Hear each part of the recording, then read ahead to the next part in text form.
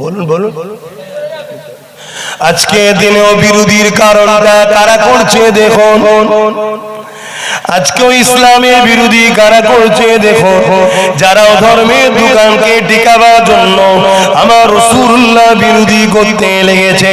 হয় তারা ধর্মের নামে নারীদের শোষণ করে, নাই ধর্মের নামে মানুষকে খুব বোকা বানাতে লেগেছে, নাই ধর্মের নামে নিজেকে মানুষের খোদা বানাতে লেগেছে। আজকে দিনও তারা আমার রাসূলুল্লাহ বিরোধী করতে লেগেছে। সেই দিন আবু জেহেল বিরোধী করেছিল, কেন আবু জেহেল মানুষের খোদা সেজে বসেছিল। আবু জেহেল মানুষের উপরে জুলুম অত্যাচার করত। আবু জেহেল নারীদের ঘরে ভোগের পাত্রী বানিয়ে দিয়েছিল। আবু জেহেল সমাজে মানুষকে অন্ধকারের দিকে নিয়ে চলে গিয়েছিল, জাহিলিয়াতের দিকে নিয়ে চলে গিয়েছিল। নারী হলে জন্তু জন্তু পুঁতে দিত। সমাজের মধ্যে ইনসাফ ছিল না, ইনসানিয়াত ছিল না, মানবতা ছিল না, প্রেম ছিল না, ভালোবাসা ছিল না। আজকে দিনও যারা সমাজকে ধ্বংসের দিকে নিয়ে যাচ্ছে, যারা খুনের পক্ষে, অত্যাচারের পক্ষে, সন্ত্রাসীর পক্ষে, জুলুমের পক্ষে, গরিব মানুষগুলোকে কৃতদাস দাসী বানাতে চায়, মানুষের বেটিগুলোকে নিজের ভোগের পাত্রী বানাতে চায়, যারা মা বাপকে বৃদ্ধাশ্রমে রাখা পছন্দ করে, তারাই দেখুন আজকের দিনে আমার নবীর দ্বীনের বিরোধী করছে, তারা আমার রাসূলুল্লাহর বিরোধী করছে। সেদিন আবু জেহেল নবীকে মিটাতে চেয়েছিল, আজকে দিনে আবু জেহেলের ছেলেরা আমার নবীর দ্বীনকে মিটাতে চাইছে। কিন্তু মনে রাখবে, সেদিন আবু জেহেল মিটে গেছে, আমার নবীকে মিটাতে পারেনি। আজকে যারা নবীর দ্বীনকে মিটাতে চাইছে, আল্লাহ তাদেরকে মিটিয়ে দেবে, আমার নবীর দ্বীন কখনো মিটবে না।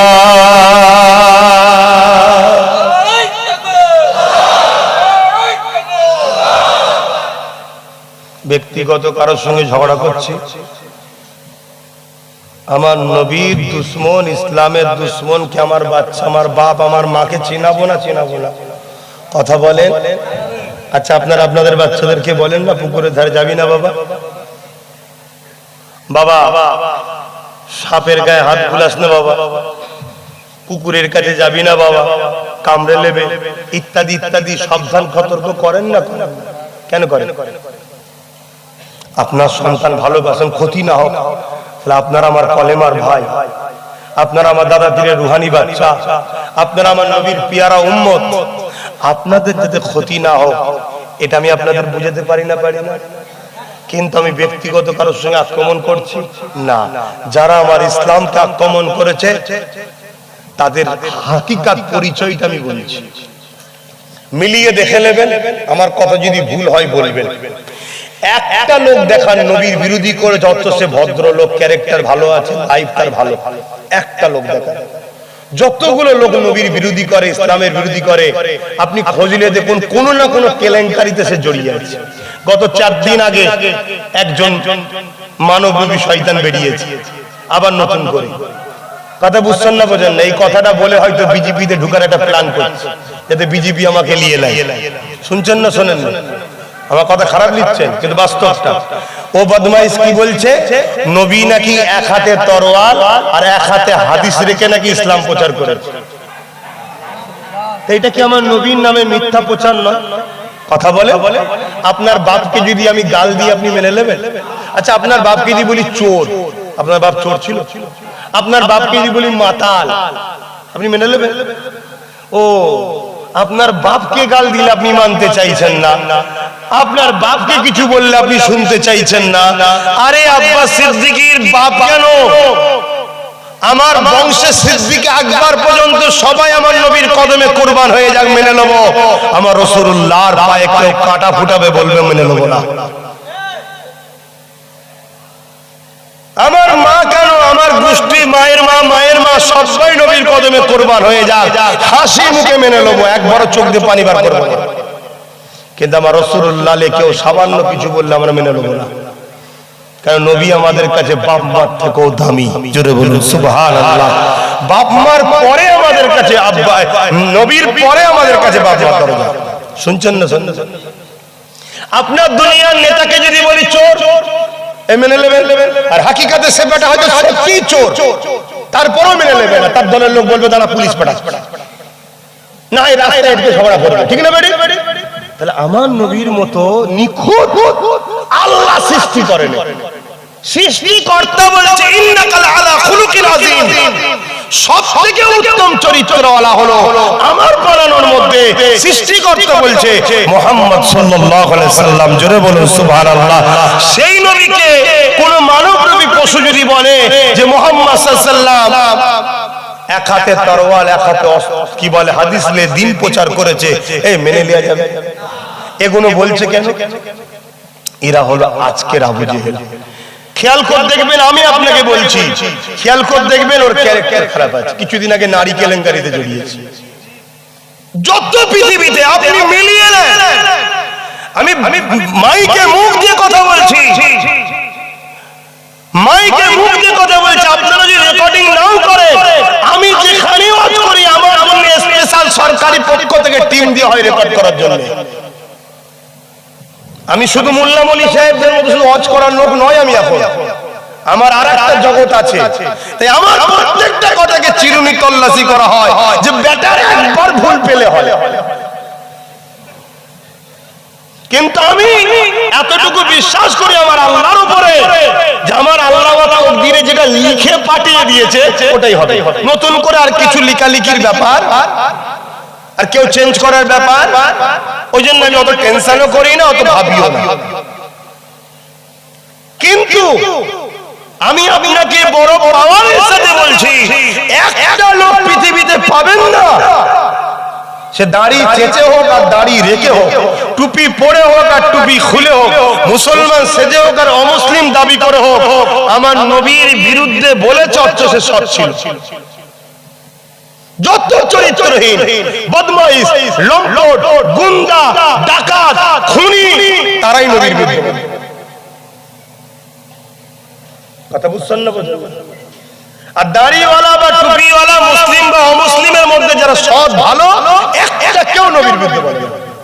মানা না মানা আলাদের বিষয় ভাই, সবাইকে আল্লাহ হিদায়াত দেয় না, ঠিক না বেটি? কিন্তু বিরুদ্ধে বলে না। কথা মাথায় ঢুকছে? তাহলে আমার নবীর বিরুদ্ধে বলার কারণটা কি মাথায় ঢুকছে তো নাকি? এদের টার্গেট ইসলামের বাতিকে নিভিয়ে দেব। কারণ ইসলাম বলেছে কুনতুম খায়রা উম্মতি উখরিজাত লিন-নাসি তা'মুরুনা বিল মা'রুফ ওয়া তানহাউনা আনিল মুনকার। এ দুনিয়া মানুষেরা, আল্লাহ তোমাকে আমাকে দুটো কাজ দিয়েছে, ন্যায়ের পক্ষে থাকো, অন্যায়কে মিটিয়ে দাও। অন্যায়কে মিটিয়ে দিয়ে আল্লাহর জমিনের উপরে ন্যায়কে আবাদ করো, এটাই হলো তোমার আমার কাজ। অন্যায়টা কি নাইটা কি নবী যা দিয়েছে ওটাকে মেনে নাও। মাতা কুমুর রাসূল ফাখুযুহু ওয়া মা নাহাকুম আনহু ফান্তাহু। নবী যা আদেশ করেছে দিচ্ছে নিয়ে নাও, নবী যা নিষেধ করেছে ছেড়ে দাও। এ নওজওয়ান তরুণীরা বাপেরা, আমার নবী পাকের জীবনী পড়লে দেখা যায় আমার নবী পাক 570 খ্রিস্টাব্দে দুনিয়ার জমিনে এসেছে। 40 বছর বয়সে নবী আমার নবুয়তের এলান করেছে, অর্থাৎ ডিউটিতে জয়েন হয়েছে। চাকরি তো সেদিন পেয়েছে যেদিন দ্বিতীয় কেউ ছিল না। আল্লাহ নূরে মুহাম্মদ রাসূলকে তৈরি করে সেদিন নবী বানিয়ে দিয়েছে।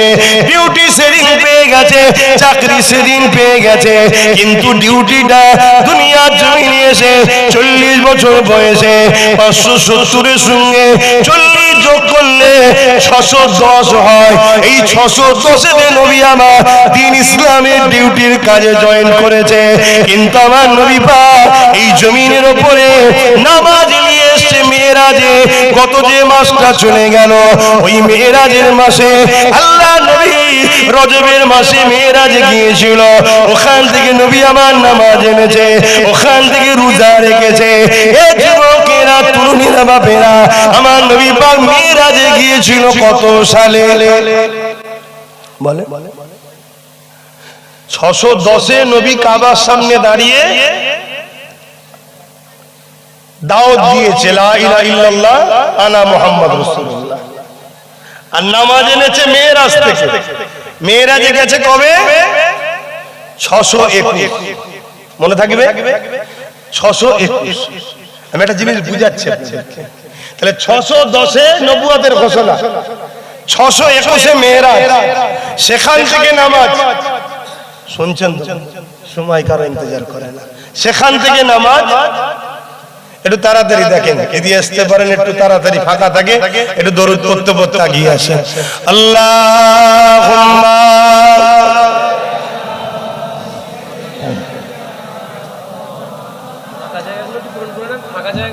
একটু তাড়াতাড়ি এগিয়ে আসেন ভাই।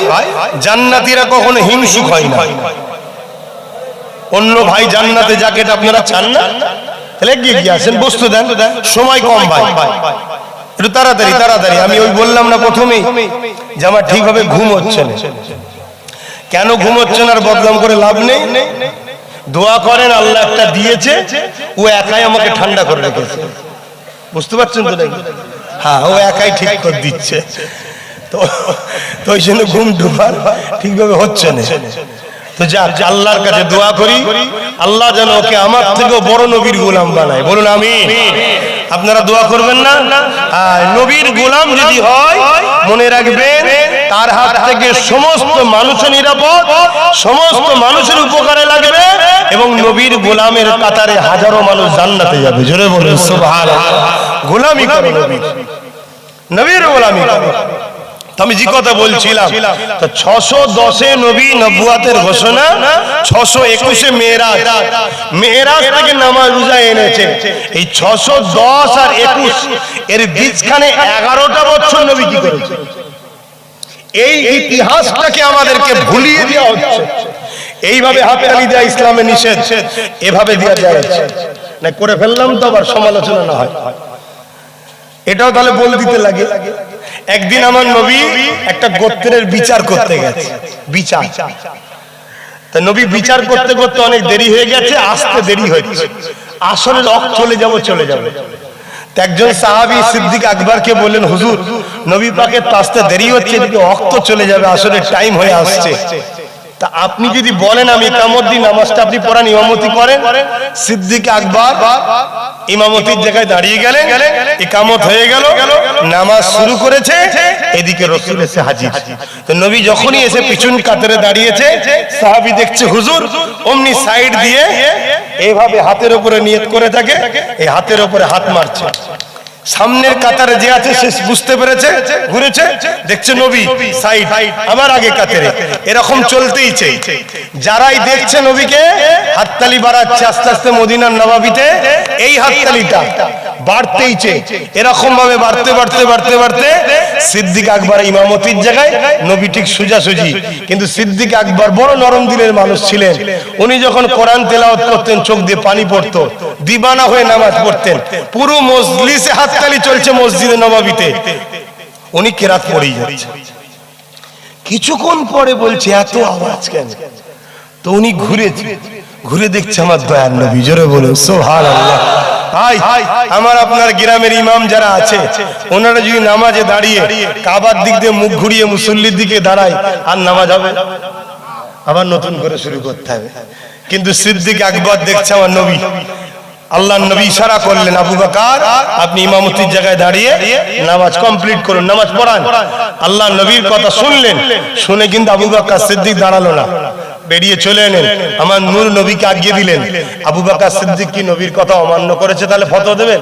সব না না নয়, আর সব হ্যাঁ। বিয়ে বাড়িতে যান তো নাকি ভাত দেবো? না না থাক, দিলে কোথায় যায়? সব না না নয়, সব হ্যাঁ হ্যাঁ নয়। সিদ্দিক আকবর তিনি নবীর কথাকে গুরুত্ব দিয়েছেন, কিন্তু রাসূল পাক সাল্লাল্লাহু আলাইহি ওয়াসাল্লাম কে তিনি আগিয়ে দিলেন। আল্লাহ নবী নামাজ ধরলেন, সবাই দাঁড়িয়ে গেলেন, নামাজ হয়ে গেল। আল্লাহ নবী নূর নবী দয়ান নবী একবারও বলেন, আবু বকর তুমি কাবার দিক থেকে মুখ ঘুরিয়ে নিয়েছো, তোমার নামাজটা ফারেক হয়ে গেছে, তুমি নতুন করে পড়ো। কেন বললেন না?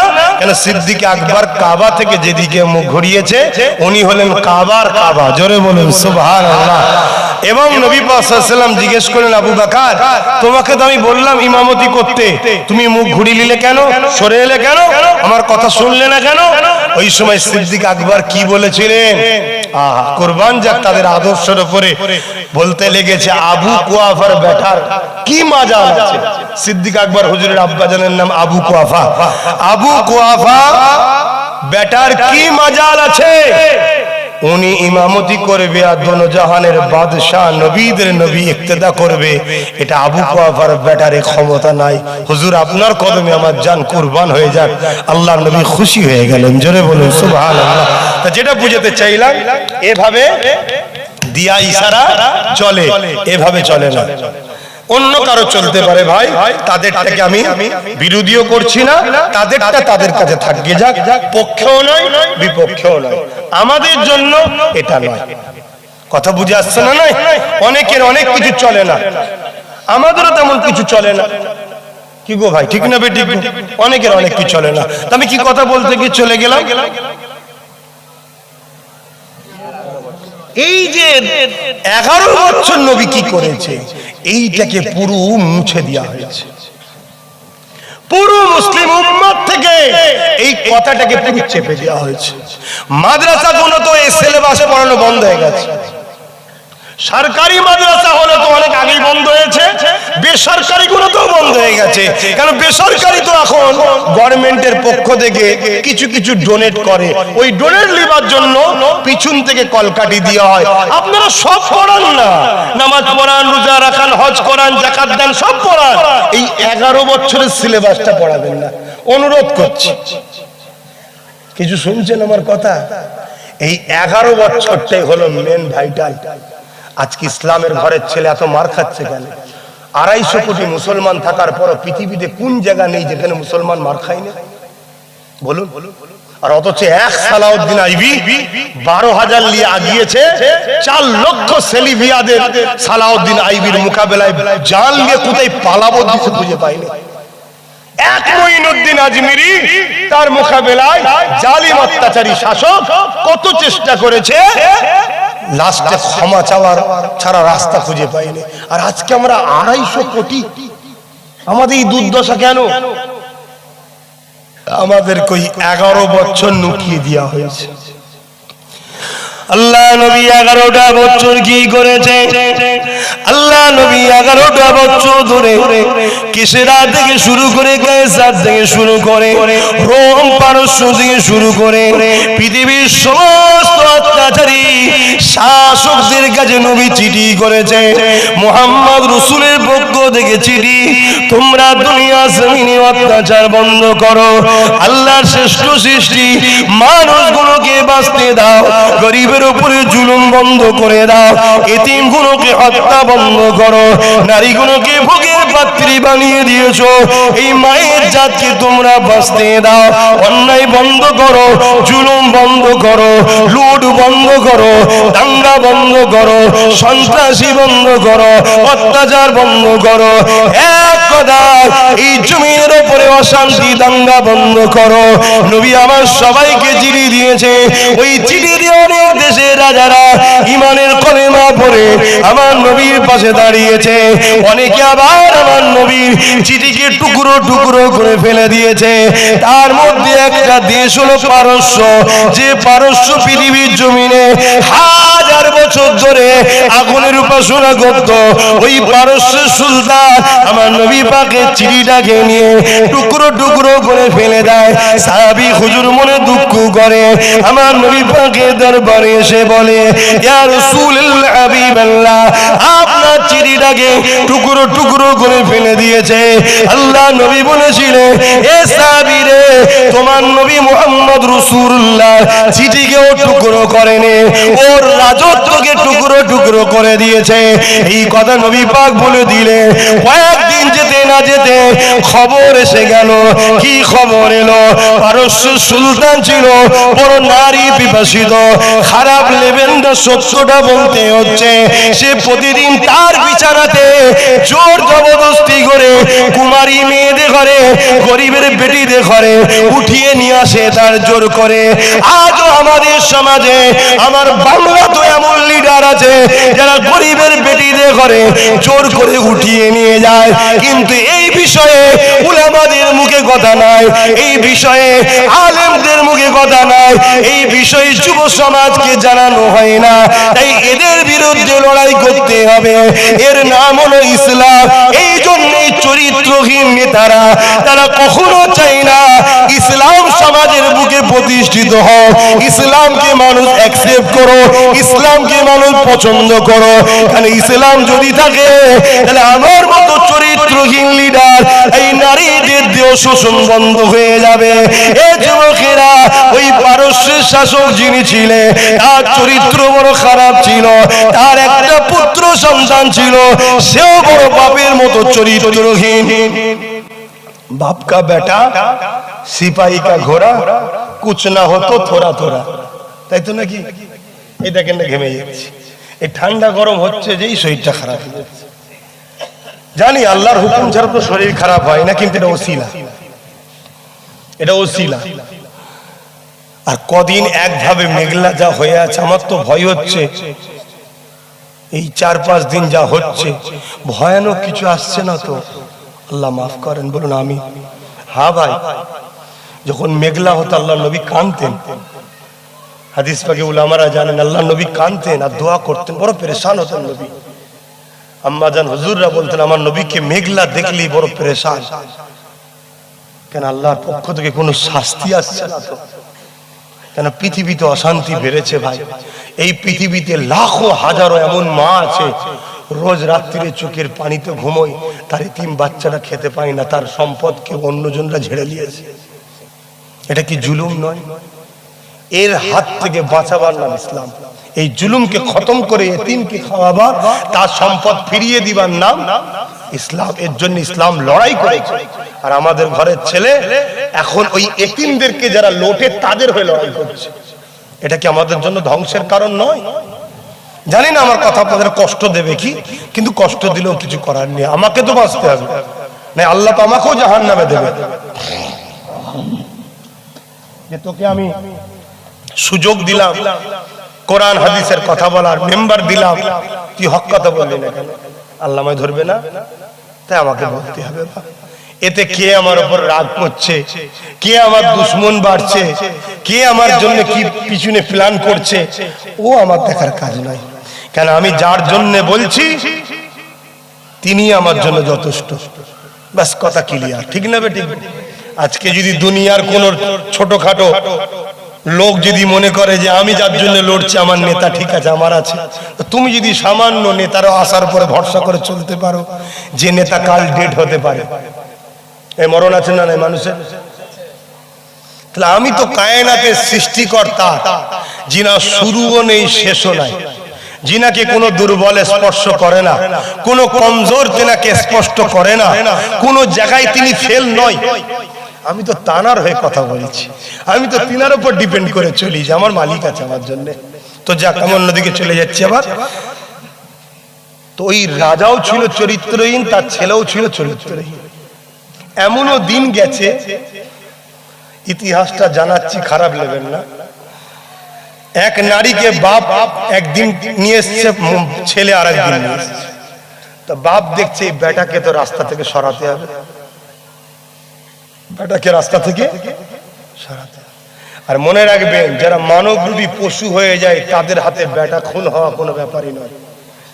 আর যারা মানবরূপী পশু হয়ে যায় তাদের হাতে বাপ খুন হওয়া কোনো ব্যাপার। আমার তো ভয় হয় আমার রাজ্যে কেউ কারো হাতে না খুন হয়ে যায়। এর চেয়ে বেশি কিছু আর বলবো না। বুঝতে পারছেন ব্যাপারে? এ বিরাট খাতারনাক জিনিস, এর নেশা সবার আছে। কি এখান থেকে এখান, এখান থেকে এখান, এখান থেকে এখান, মনে হয় আরেকটু উপর, মনে হয় আরেকটু উপর। শুনছেন না শোনেন না? যে উপরে থাকে সে বলে আমি ছাড়বো না, আর যে তার পরে থাকে সে বলছে আমায় নিতে হবে, ওকে ছেড়ে দে। কে কার হাতে চলে যাবে এখন বোঝা মুশকিল। তা যেই যাক, আমাদের অসুবিধা নেই, কথা বুঝছেন না? আমরা আমাদের নিয়ে আছি বাবা, কিন্তু একটা আবহাওয়া পাওয়া যাচ্ছে, বুঝছেন না? একটা হাওয়া চললে বোঝা যায় না যে হাওয়াটা মনে হচ্ছে বসন্তকাল আসছে, ফাল্গুন মাস, ফাল্গুন মাসের একটা হাওয়া হচ্ছে। কি ফুরফুরায় গেলে এখন মনে হয় ইসাল সাহেবের একটা হাওয়া আসছে, বুঝতে পারছেন তো নাকি? একটু টাচ দিচ্ছি রে বাবা, ওটাও তো দরকার। কেন? ওটাও তো ধর্মের মধ্যে, বাইরে নয়। ইসলাম কমপ্লিট না আনকমপ্লিট? হ্যাঁ, কার ধর্মে কি আছে আমার দেখার দরকার নেই বাবা। কার ধর্ম কমপ্লিট, কার ধর্ম আনকমপ্লিট, কার ধর্মে কি আছে আমার দেখার দরকার নেই। আমি এতটুকু জানি আমার ইসলাম কমপ্লিট, আমাকে কারোর দিকে মুখাপেক্ষী হতে হয় না। তো ভাইয়েরা আমার, তো বাপ চিন্তা করছে বেটাকে সরাতে হবে, আর বেটাও চিন্তা করছে যতই আমি রাজার বেটা হই, কিন্তু সেই তো ফাইসাল্লাহ বাপ, অতএব বুড়োকে সরাতে হবে। ও তো অনেকদিন রাজত্ব করেছে, কথা বুঝে আসছে। তা বাপ হাকিম সাহেবের কাছে গেছে, হাকিম সাহেবের কাছে গিয়ে বলছে বাপ তো বুড়ো হয়েছে, সে তো জোর করে বেটাকে মারতে পারছে না, বেটা কিন্তু জন, বেটা চাইলে গলা টিপে মেরে দেবে, কিন্তু বাপ তোটা পাচ্ছে না। তো বাপ পলিসি ফলো করেছে কি, হাকিম সাহেবের কাছে গেছে, বলছে হাকিম সাহেব কি করা যায়, বুদ্ধি দাও। তা গাছ গাছেরার মধ্যে এমন কিছু গাছ গাছেরা আছে যেটা খেতে দেরি যেতে দেরি হয় না, আছে না নাই? তো সেই রকম একটা মেডিসিন তৈরি করে দিয়েছে, কিন্তু লেভেল লাগিয়েছে তাকতের দাওয়াই। বাকিটা বুঝে নিয়েছেন, বুঝতে পারছেন তো নাকি?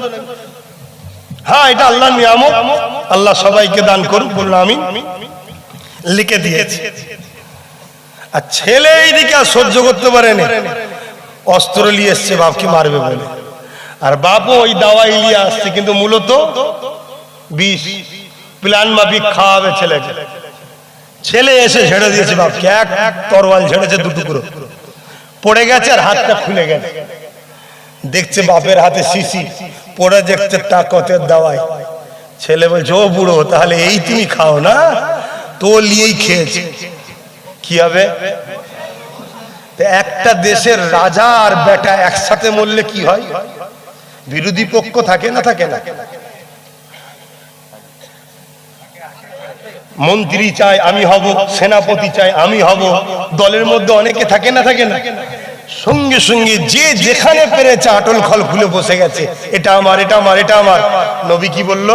ও আমার চিঠি ছেড়ে দেয়, ওর রাজত্বকে টুকরো টুকরো করলো, পারস্য সঙ্গে সঙ্গে টুকরো টুকরো হয়ে গেল। জোরে বলুন সুবহানাল্লাহ, আরো জোরে বলুন সুবহানাল্লাহ। তাহলে আল্লাহ নবী 11টা বছর ধরে পৃথিবীর জমিনে যত অত্যাচার, জুলুম, সন্ত্রাস হয়েছে সেইটা গুলো বন্ধ করেছে। জোরে বলুন সুবহানাল্লাহ।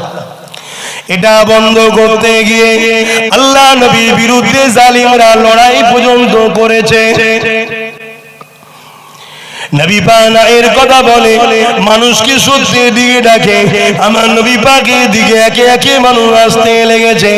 এটা দেখে জালিমরা আমার নবী পাককে খতম পর্যন্ত করার চেষ্টা করেছে। যেমন মক্কার সন্ত্রাস আবু জেহেল ছিল, মক্কায় আবু জেহেল চিন্তা করতে লাগলো মুহাম্মদ রাসূলের দিকে এক একটা করে লোক বেড়ে যেতে লেগেছে, তাই কি করা যেতে পারে? মুহাম্মদ রাসূলকে শহীদ করে দাও, মুহাম্মদ রাসূলকে কতল করে দাও, মুহাম্মদ রাসূলকে শহীদ করে দাও। এই কতলটা করবে কে? এই শহীদটা করবে কে? এই কতলটা করবে কে? যে করবে আমি আবু জেহেল, তাকে অনেক পুরস্কার দেব। ওই জায়গাতে একটা যুবক ছেলে দাঁড়িয়েছিল, নাম তার ওমর। তিনি দাঁড়িয়ে গেলেন, তখন হযরত হয়নে ফারুক হয়নে, তিনি দাঁড়িয়ে গিয়ে বলেছিল হে আবু জেহেল আমি পারবো। আবু জেহেলও চিন্তা করেছিল এই কাজটা উমারই পারবে, অন্য কেউ পারবে না, কারণ আমার নবী পাকের বিরুদ্ধে লাগার সাহস কারো ছিল না। এই যুবকেরা, তরুণেরা উমার দায়িত্বটা নিয়ে নিল। দায়িত্ব নিয়ে যাবার সময় আবু জেহেলকে বলতে লেগেছে এ আবু জেহেল, আমি খাত্তাবের বেটা উমার, আমাকে তুমি খুব ভালোভাবে চেনো। আমি যাচ্ছি, কাল সূর্য উঠবে, মুহাম্মদ রাসূল আর উঠবে না, তার ঘর থেকে কল্লাকে আলাদা করে দেব। নাউযুবিল্লাহ মিন জালিক। তবে মনে রেখে দিও, তুমি যা ওয়াদা করেছো ওই ওয়াদা থেকে নড়চড় হবে না। যদি হও তোমারও কিন্তু জান থাকবে না। উমর ফারুকের কথা শুনে বলতে লেগেছে চিন্তা করো না। উমর যাবার সময় বলে গেল 39 আর হতে দেব না। ফেরেশতাদের মধ্যে আলোচনা হতে লেগেছে, খাত্তাবের বেটা উমারের বিশাল পাওয়ার, বিশাল ক্ষমতা। সে বলতে লেগেছে 39 থেকে 40 হতে দেবে না। আমার আল্লাহ আওয়াজ দিয়ে বলে দিল, হে আমার ফেরেশতারা, চিন্তা করো না, উমারকে যেতে দাও, যেতে দাও। আমি আল্লাহ উমারকে 40 বানিয়ে দেব। আরো জোরে বলুন সুবহান।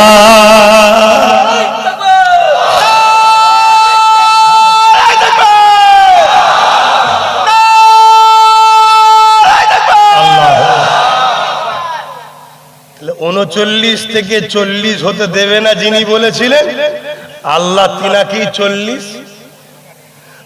আজও যারা ইসলামকে মিটাতে চাইছে, তাদের ঘরের ছেলে ইসলামের ঝান্ডা বহন করবে। জোরে বলুন সুবহানাল্লাহ।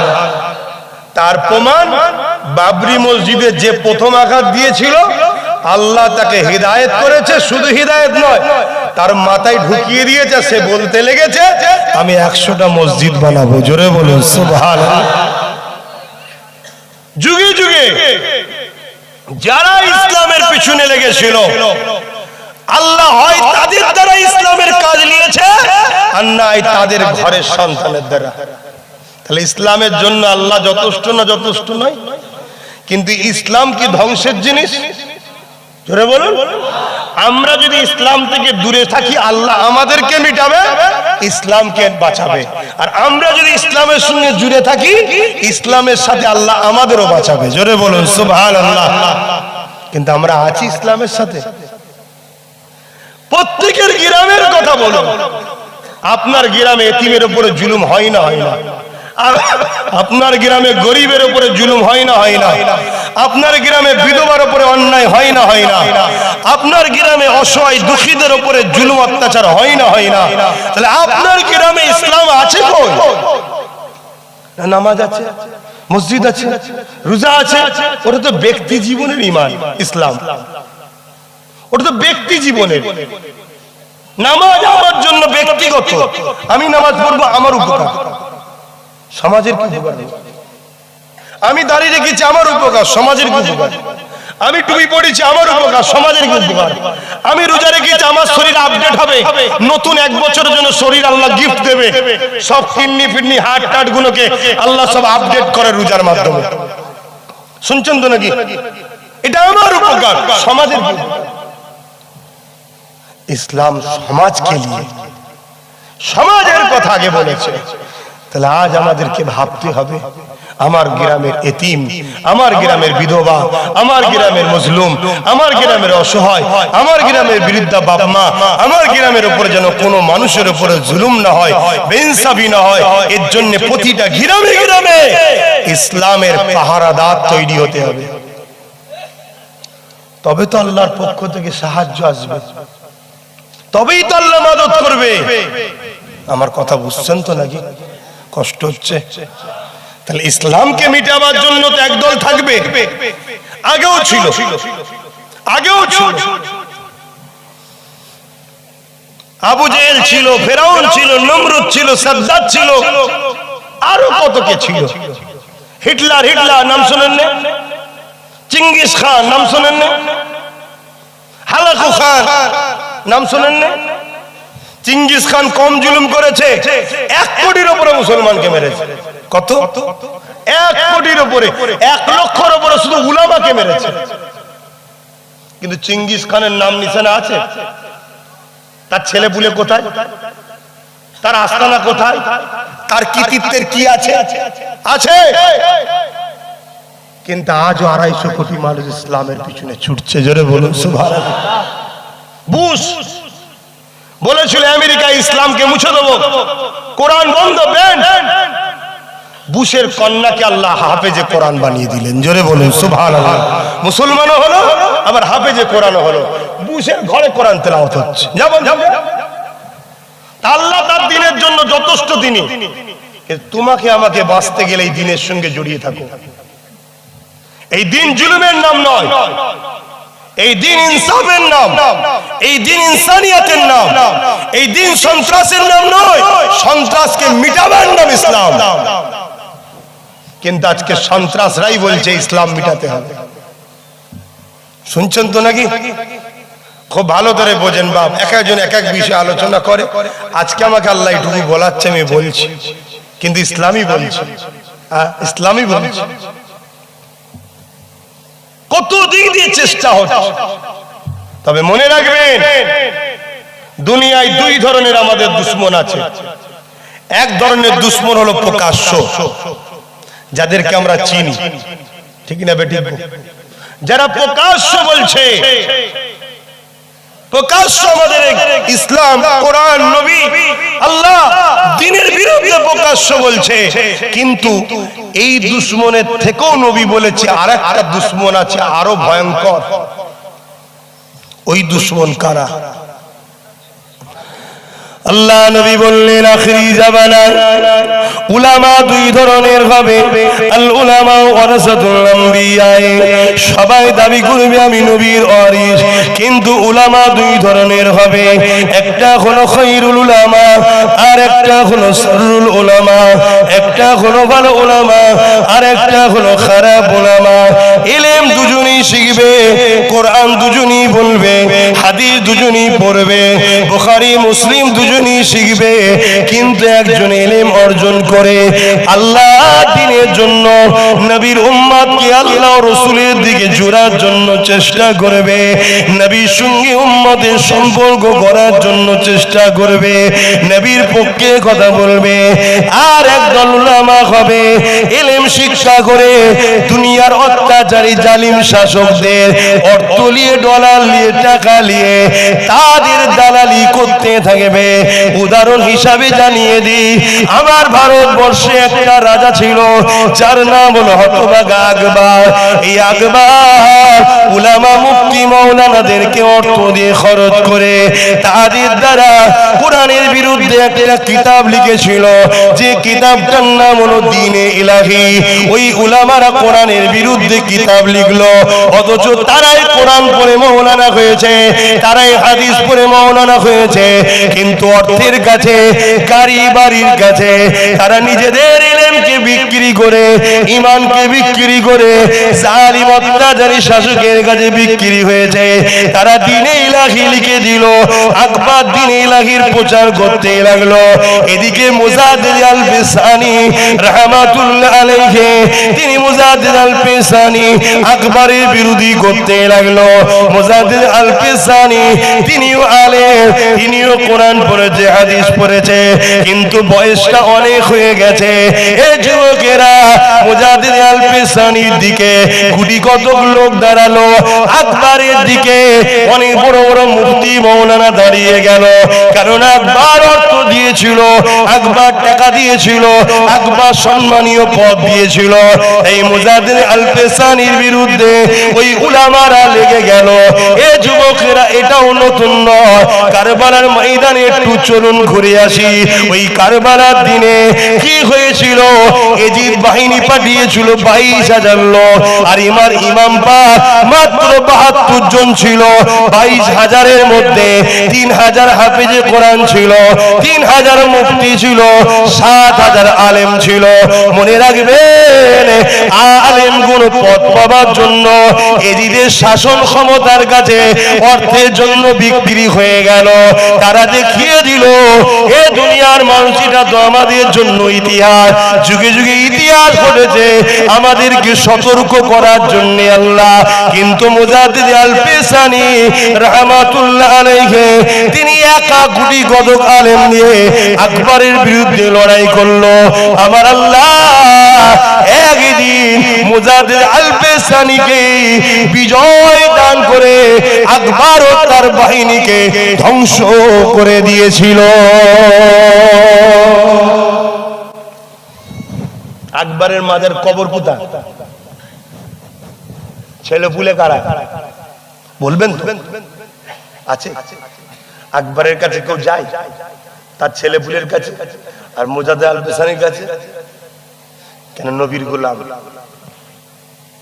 আকবরের পক্ষে যত মুফতি মাওলানা বেরিয়েছিল, একটা কোনো কবর আছে? তাদের কাছে কেউ যায়? কেন? ওরা দুনিয়াদার, মুনাফিক। শুনছেন?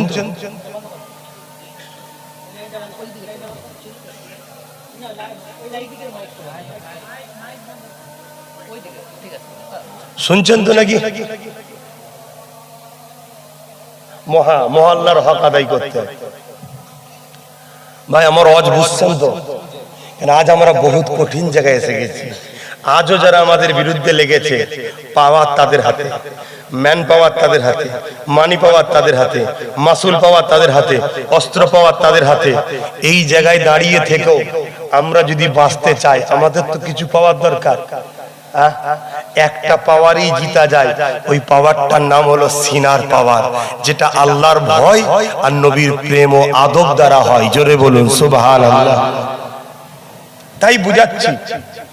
আর আমাদের সবচেয়ে বড় আজকের দিনে যদি কেউ ক্ষতি করে, ওই ক্ষতিটা হলো, আমি আবার বলছি, খারাপ নেবেন না, ওই ক্ষতিটা হলো তথাকথিত উলামা, মুফতি, মাওলানা। হ্যাঁ, ইলম আছে, অস্বীকার করছি না। বড় বড় মুফতি, বড় বড় মাওলানা, বিরাট কিতাবের জ্ঞান আছে, ভাই অস্বীকার করছি না। কিন্তু তারা দুনিয়ার কাছে বিক্রি হয়ে গেছে। শুনছেন তো? এই তুই এতক্ষণ পরে এলি, আবার মোবাইল বার করিস না। ঠিক আছে, শুনছেন তো ভাই? আমার কথা বুঝছেন? আল্লাহ নবী তাই বললেন, আখেরি জমানায় আমার উম্মতের মধ্যে ৭৩ দল হবে। কটা? ৭২ জাহান্নামী, একটা। হুজুর ৭২ দলে কি নামাজ থাকবে না? নবী বলল থাকবে। রোজা থাকবে না? থাকবে। হজ থাকবে না? থাকবে। যাকাত থাকবে না? থাকবে। কোরআন থাকবে না? থাকবে। হাদিস থাকবে না? থাকবে। তারপরে জাহান্নামে যাবে কেন? আল্লাহ নবী বললেন, তাদের অন্তরে আমি নবী আমার হাইয়া থাকবে না, অর্থাৎ আদব, প্রেম, সম্মান থাকবে না। সব থাকার পরও জাহান্নামী। শুনছেন? তাহলে আমাদেরকে মানুষ বাঁচবেন কিভাবে? মুফতি বাঁচবেন কিভাবে? পীর বাঁচবেন কিভাবে? মৌলানা বাঁচবেন কিভাবে? আখেরি জমানা তো, আখেরি জমানা তো। কোটি কোটি টাকা টেবিলের তলায় লেনদেন হয়ে যায়, আমাকে বেঈমান বানাতে আসে না, কি বুঝবেন কি করে? আর উলামা ছাড়া তো চলাও সম্ভব নয়। এই সম্ভব নাকি? না ডাক্তারের কাছ থেকে শুনবেন, উকিলের কাছে শুনবেন, সে তো ভুলভাল ফতোয়াতে চলে যাবে। তাহলে উলামা দরকার। কিন্তু উলামা ৭৩ দলের মাথাতেই উলামা বসে আছে। সবাই বলছে আমি কোরআন হাদিস মানি, কিন্তু এরপরও নবী বলছে ৭২ জাহান্নামী। তাহলে কি হবে? তাহলে চিনবেনটা কি করে? ও নামাজ পড়ে, ও রোজা রাখে, ও মুফতি, ও বুখারী পড়ায়, ও তাফসীর পড়ায়, ও হাদিস পড়ায়, ও 10টা মাদ্রাসা করেছে, 50টা মসজিদ করেছে, এইগুলো দেখে চিনবেন নাকি? কথা বলছো না তো? এইগুলো যদি চিনতে যান ঠকতে হবে। কেন? যে ৭২ দলের উলামা আছে, তাদেরকে কোটি কোটি ডলার টাকা দেওয়া হচ্ছে মসজিদ বানাবার জন্য, মাদ্রাসা বানাবার জন্য। যেখানে ছোট মাদ্রাসা আছে, 3 তলা ভিআইপি মাদ্রাসা করে দাও মার্বেল দিয়ে। স্বাভাবিক আপনার বাচ্চাকে আপনি ওই ছিটে বেড়াতে পাঠাবেন না, মার্বেলেরটাই পাঠাবে। মার্বেলের মাদ্রাসায় নামাজ দেবে, রোজা দেবে, হজ দেবে, যাকাত দেবে, সব দেবে, শুধু দিল থেকে নবীর প্রেম ও আদব কাটবে। কেন? যার দিলে নবীর প্রেম ও আদব থাকবে না, তার দিলে সিনার পাওয়ার নাই। সিনার পাওয়ার যখন নাই, বোম ফেললে ফাটবে। আর সিনার পাওয়ার থাকলে 900 বছর আগে চলে গেছে বাগদাদের আব্দুল কাদের জিলানী বড় পীরের ওসিলায় বাগদাদে বোম ফাটেনি। জোরে বলুন সুবহানাল্লাহ। আরো জোরে বলেন। লাস্টে আমেরিকা পায়ে হেঁটে নেবে যুদ্ধ করেছে। জানেন তো নাকি? যত মিসাইল ফাটে ফেলে, একটাও ফাটে না। কেন? কি জন্য? কেন? বাগদাদে একজন শুয়ে আছে, 850-900 বছর আগে চলে গেছে, কিন্তু তিনার সিনাতে এমন পাওয়ার আছে, সেই পাওয়ার আজও কাজ করছে। জোরে বলুন সুবহানাল্লাহ। অনেকে তো বলে ওলি আল্লাহদের কাছে যে কি হবে, এই আরেক ইসলামের বিদ্বেষ। শুনছেন তো নাকি? তাহলে এই সিনার পাওয়ারটা বাঁচাতে হবে। এই বাঁচাবার পন্থা কি? যেমন সোনা চিনতে গেলে ওষ্টি পাথর দরকার, মোমেন না মুনাফিক। আরে প্রকাশ্য দুশমন তো চিনা যায়, দুটো দাড়িওয়ালা, দুটো টুপিওয়ালা, দুটো রোজাদার, দুটোই হাজি, দুটোই নামাজি, দুটোই মুফতি, দুটোই মাওলানা। একজন বলছে নবী হায়াতুন নবী, একজন বলছে নবী মরা নবী। আপনি চিনবেন কি করে?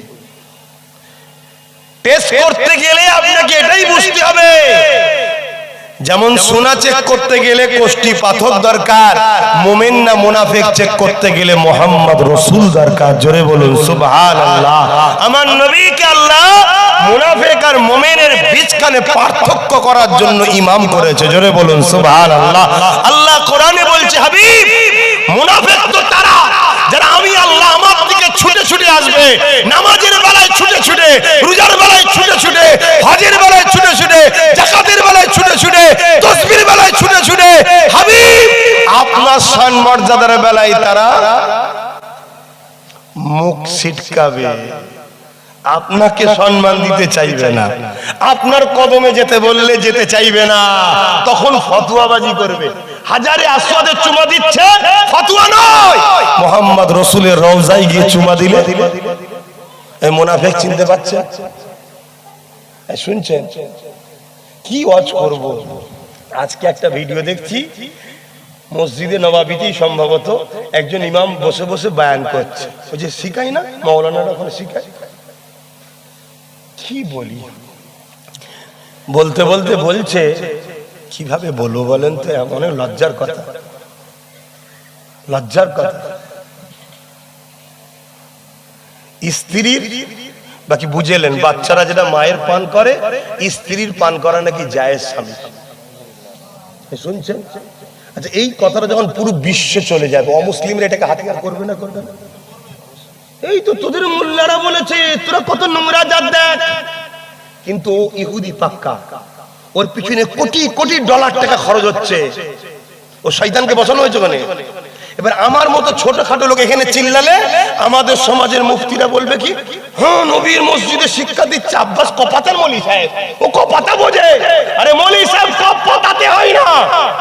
এখানটায় কি আছে দেখো, ইবলিস আদমকে সম্মান না করার জন্য কাফের হয়েছে, আজকের মুফতি মাওলানা রাসূলকে সম্মান না করার জন্য কাফের হচ্ছে। তাই আসো, মুনাফিক আর মুমিন চিনার জন্য মেন পার্থক্যর মূল দাড়ি পাল্লা বলুন আর মিটার বলুন, যে ভাষা আপনি বুঝবেন সেটা হলো মুহাম্মদ রাসূল। জোরে বলুন সুবহানাল্লাহ। যার দিলে নবীর আদব নেই, প্রেম নেই, তাদের থেকে দূরে সরে যান, সেই উলামার থেকে দূরে সরে যান, সেই আলেমের থেকে দূরে সরে যান, সেই বক্তার থেকে দূরে সরে যান। যার দিলে নবীর প্রেম আদব আছে, যার সোহবতে বসলে আপনাকে নবী শিখায়, নবীর প্রেম দেয়, নবীর কথা শোনায়, নবীর আজমতের কথা বলে, নবীর মেরাজের কথা বলে, নবীর নূরের কথা বলে, নবীর হায়াতের কথা বলে, নবীর মাকামের কথা বলে, নবী ইলমে গায়েবের কথা বলে, নবীকে আল্লাহ কত শানওয়ালা করেছে, এটা যারা আপনাকে বেশি বেশি শোনায় তাদের কাছে গিয়ে বসুন। সারা রাত নামাজের হজ করছে, সারা রাত রোজার হজ করছে, দরকার আছে, কিন্তু মুমিন না মুনাফিক নামাজের হজ শুনে বুঝে যাবে না। শুনছেন না শোনেন না? ওকে বলুন অনেক নামাজের হজ শুনেছি আলহামদুলিল্লাহ, দরকার আছে, একটু আমার নবী যে চাঁদ দু টুকরো করেছিল ওটা বলো তো। তখন দেখবেন ওসব করলে কি হবে জানতে হবে মুনাফিক। শুনছেন না শুনেন? এ হলো মুনাফিক। কেন নামাজটা পেয়েছি যার জন্য, তার কে কত আল্লাহ ভিআইপি করেছে এটা জানা দরকার আছে না? না, তিনি আগুনের ইশারা করেছে, চাঁদ টুকরো হয়ে গেছে। কি গো আমার অসুবিধা হচ্ছে, আমি আপনাদের বাঁচাবার স্বার্থে লড়াই করছি। এই আমার আব্বার হয়ে কথা বলছি নাকি? না আমার গ্রুপের মাওলানাকে কেউ গাল দিয়েছে, ঝগড়া করছে আমি? কি গো বলেন? আর না আমাকে কেউ কিছু বলেছে? আমাকে তো কতজন কত কি বলেছে, কত গাল দিয়েছে, কি বলেছে না বলেন? কোনদিন আমার জন্য লড়াই করেছেন? হ্যাঁ না, আমার উদ্দেশ্য থাকবে জিনার জন্য মেম্বার, তিনার জন্য কথা বলা। কথা বুঝে আসছে? তাহলে আমার রাসূল পাক সাল্লাল্লাহু আলাইহি সাল্লাম হলেন আমাদের মুমিন না মুনাফিক চিনার মাধ্যম। মনে থাকবে তো নাকি? একটু বলেন হ্যাঁ কি না? হ্যাঁ, খুব সাবধান, আখরি যাবে না, আখরি যাবে না। কোটি কোটি টাকা দিয়ে মাদ্রাসা বানানো হচ্ছে, মসজিদ বানানো হচ্ছে, সেই মসজিদ সেই মাদ্রাসায় আপনি ছেলে দেবেন, ওই মসজিদে নামাজ পাবে, রোজা পাবে, হজ পাবে, যাকাত পাবে, দান পাবে, সব পাবে, শুধু মুহাম্মদ রাসূলের আদব ও প্রেম দেবে না। বলুন আপনার সন্তানটা গেনার হলো? কথা বলেন। এই যে গাছ কতগুলো ডাল আছে, যদি কেউ কেটে দেয় গাছটা মরে যাবে কেন? ওর মূলটা এখনো রয়েছে। মূলটা কোথায় থাকে একটু বুঝুন, মাটির নিচে। আচ্ছা, মূলটার জন্য আবার আস্তে আস্তে দেরি হলো, ডালপালা গজাবে না গজাবে না, পাতা হবে না হবে না, কিন্তু আর একজন মূলটাকে পানি গরম দিয়ে মেরে দিল। এই ডালপালা পাতা থেকেও কোনো লাভ হবে? এই ডালপালা পাতাগুলো, গাছটা ধরুন আমরা, ডালপালা পাতাগুলো হলো নামাজ, রোজা, দাড়ি, টুপি, হজ, যাকাত দরকার আছে, তবে তো গাছের উপকার, গাছের সৌন্দর্য, গাছের ছায়া পাবে। কিন্তু কোন ছেলে নামাজ, রোজা, দাড়ি, টুপি কেটে দিয়েছে, তার মানে কম করছে, কিন্তু মূলটা আছে। মূলটা এখানে থাকে, মানে গোপন জায়গায়, নবীর প্রেম ও আদব। একদিনও বড় হবে, নামাজি হবে, রোজাদার হবে, হাজি হবে, যাকে না মূলের জন্য আবার বেরোবে, কিন্তু মূলটা নেই। মানে নামাজ, রোজা, দাড়ি, টুপি সব আছে, নবী নেই। যেমন এই গাছটা বেকার, ওই মুসলমানটাও বেকার। কিছু মাথায় ঢুকছে, আমার নবীকে চেনেন। আজকে বলা হচ্ছে আমার নবী নাকি নিরক্ষর। কি বলা হচ্ছে জোরে বলে? ঠিক এই কথাটা মোল্লা মৌলী সাহেবরা প্রথম বলেছে। এই যার কথা বলছিলাম তরওয়াল নিয়ে আর কোরআন নিয়ে, ওর নাম লোবো না কেন, শয়তান হাইলাইট হতে চাইছে। কেন আমরা বুঝতে পেরেছি হাইলাইট হবার একটা মাধ্যম। ইসলামের বিরুদ্ধে বলো, নবীর বিরুদ্ধে বলো, আজানের বিরুদ্ধে বলো, কোরআনের বিরুদ্ধে বলো, সঙ্গে সঙ্গে হাইলাইট হয়ে যাবে। কিছুদিন আগে আর একটা পাগলা নায়ক ছিল না, ওর নাকি আজানে ঘুম হয় না। মাতাল তো মদ খেয়ে রাস্তায় ঘুরে বেড়াতে, ঘুমোস কখন? এ মেয়ের কাছে ও মেয়ের কাছে সারা জীবন কাটা, আসতে ঘুমোস কখন? শুনছেন না শোনেন? ও 3 মিনিট আজানের সমস্যা হয় না। ব্যাপারটা ওটা নয়, আমার ফিল্ম আর চলছে না, আমাকে লোক ভুলে গেছে, তা আজানের বিরুদ্ধে বল, হাইলাইট হলো না হলো না? এই মিডিয়া টিডিয়া চর্চা, এখানে ভাঙচুর, ওখানে আন্দোলন করো, ওখানে এই করো, শাস্তি চাই শাস্তি চাই। ও মুচকে মুচকে হাসছে। ও তো জানে যতই চিল্লাস, নেতা কেতা তোর বাপ দাদু নয়, আমার বাপ দাদু।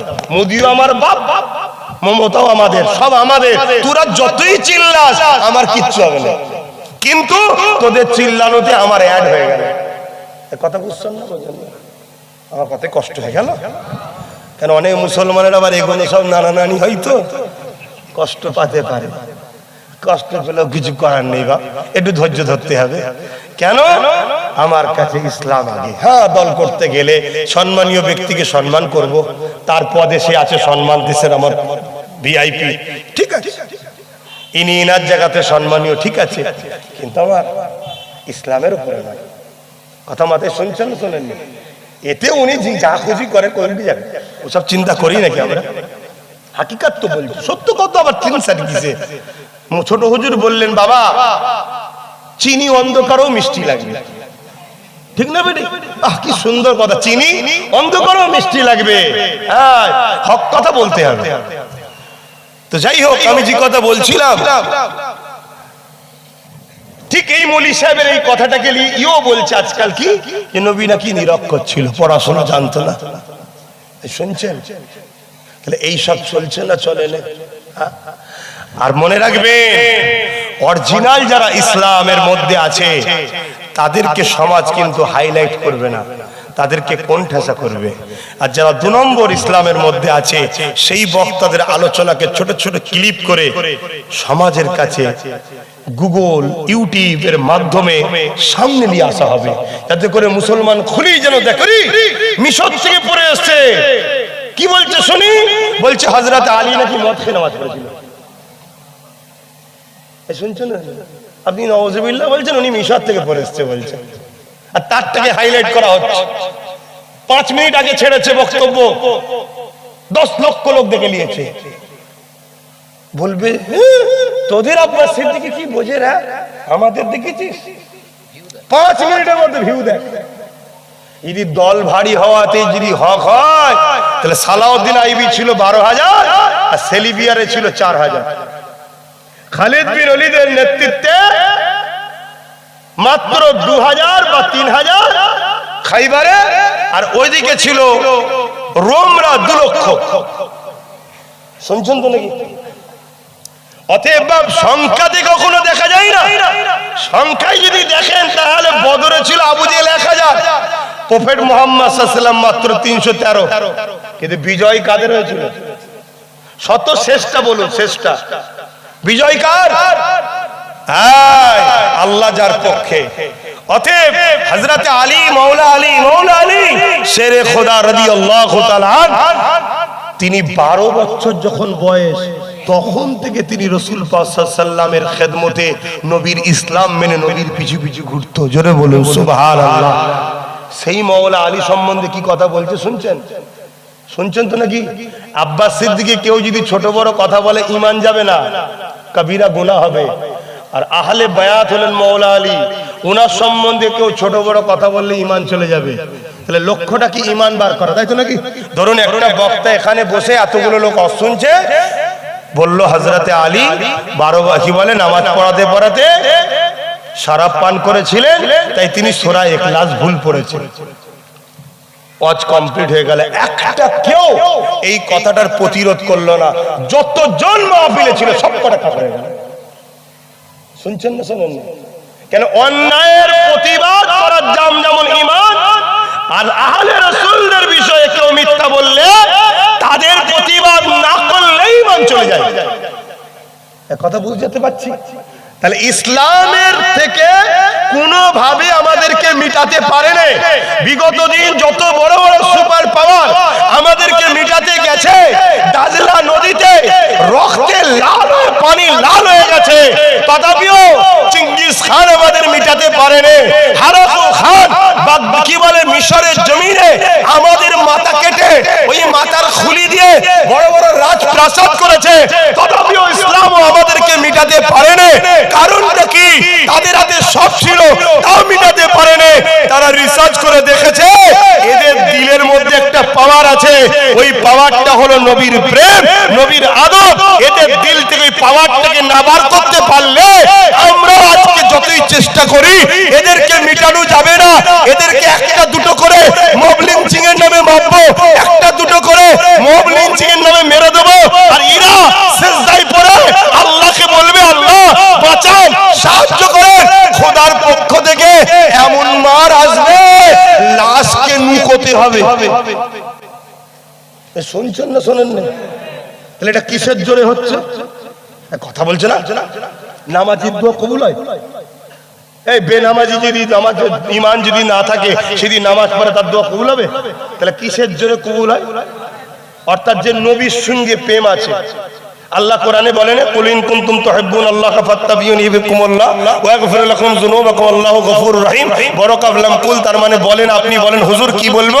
ইন কুনতুম তুহিব্বুনাল্লাহ, যারা বলে আল্লাহকে ভালোবাসি, এরা যদি সত্যবাদী হয়, ফাত্তাবিউনি আগে যারা আপনাকে মানে ইত্তেবা করে, আর যারা আপনাকে মানবে ইত্তেবা করবে, ইউহিব্বুকুমুল্লাহ আমি আল্লাহ তাদেরকে ভালোবাসবো। জোরে বলুন সুবহানাল্লাহ। তাহলে আল্লাহর সাহায্য, আল্লাহর ভালোবাসা পাওয়ার সিস্টেম কি? নবীকে আগে ভালোবাসে মেনে নিতে হবে। আর এরা কি করছে? 72 দল কি করছে বলুন? তাই আমি আপনাদেরকে জ্ঞান দিচ্ছি না, উলামাদেরকে জ্ঞান দিচ্ছি না, পীর পিসায় মুফতি মাওলানাকে জ্ঞান দিচ্ছি না, জাতির স্বার্থে বলছি। প্রত্যেকটা জুম্মায় মাসে 4টে জুম্মা হয়, মসজিদে 3টে জুম্মা নবী শিখান উম্মতকে, নবীর জীবনী শুনান উম্মতকে। এই উম্মত যদি বাঁচাতে চান এদেরকে নবী শিখান, নবী চিনান। বছরে 52টা জুম্মা হয়, কমসে কম 30টা জুম্মায় প্রতিটা মসজিদে মসজিদে নবীর জীবনী শুনান, নবীর জীবনী শুনান। নামাজের যদি পুরো কমপ্লিট রুকন আরকান যদি ঠিক নাও করতে পারে, দিল থেকে ইচ্ছা করে যদি না করে আল্লাহ তাও কবুল করে নেবে। জোরে বলুন সুবহানাল্লাহ। কিন্তু সরষের দানার থেকেও ক্ষুদ্র নবীর শানে যদি গুস্তাখি হয়ে যায়, ঈমান চলে যাবে। তাহলে বেশি কোনটা শিখতে হবে বাপ? একটু কথা বলছে না তো? তাহলে প্রতিটা মাহফিলে, প্রতিটা জলসায়, প্রতিটা জায়গাতে 100টা যদি বক্তা ওয়াজ করে, 100টা জলসায় উচিত হবে 70টা জলসাতে যারা সামনে থাকবে এদেরকে নবী শোনানো। বাকি 30টা আরো বিষয় আছে শোনানো দরকার। কি গো, আমার ভুল বুঝছেন নাকি? হ্যাঁ, এখন কি ওয়াজ হচ্ছে? তাফসীরুল কোরআনের নামে কি হচ্ছে? হ্যাঁ, আমার নবী পাকের আহলিয়াদের নিয়ে মজাক করা হচ্ছে, ছোট বড় কথা বলা হচ্ছে। আর এই উম্মতে মুহাম্মাদি এদের কোনো হুঁশই নাই, এরা হই হই করছে, ইউটিউব হুজুর ধরছে, ফেসবুক হুজুর ধরছে। হ্যাঁ, একটু সাবধানে চলো যুবকরা, আমার কথা কষ্ট পেচ্ছ না তো?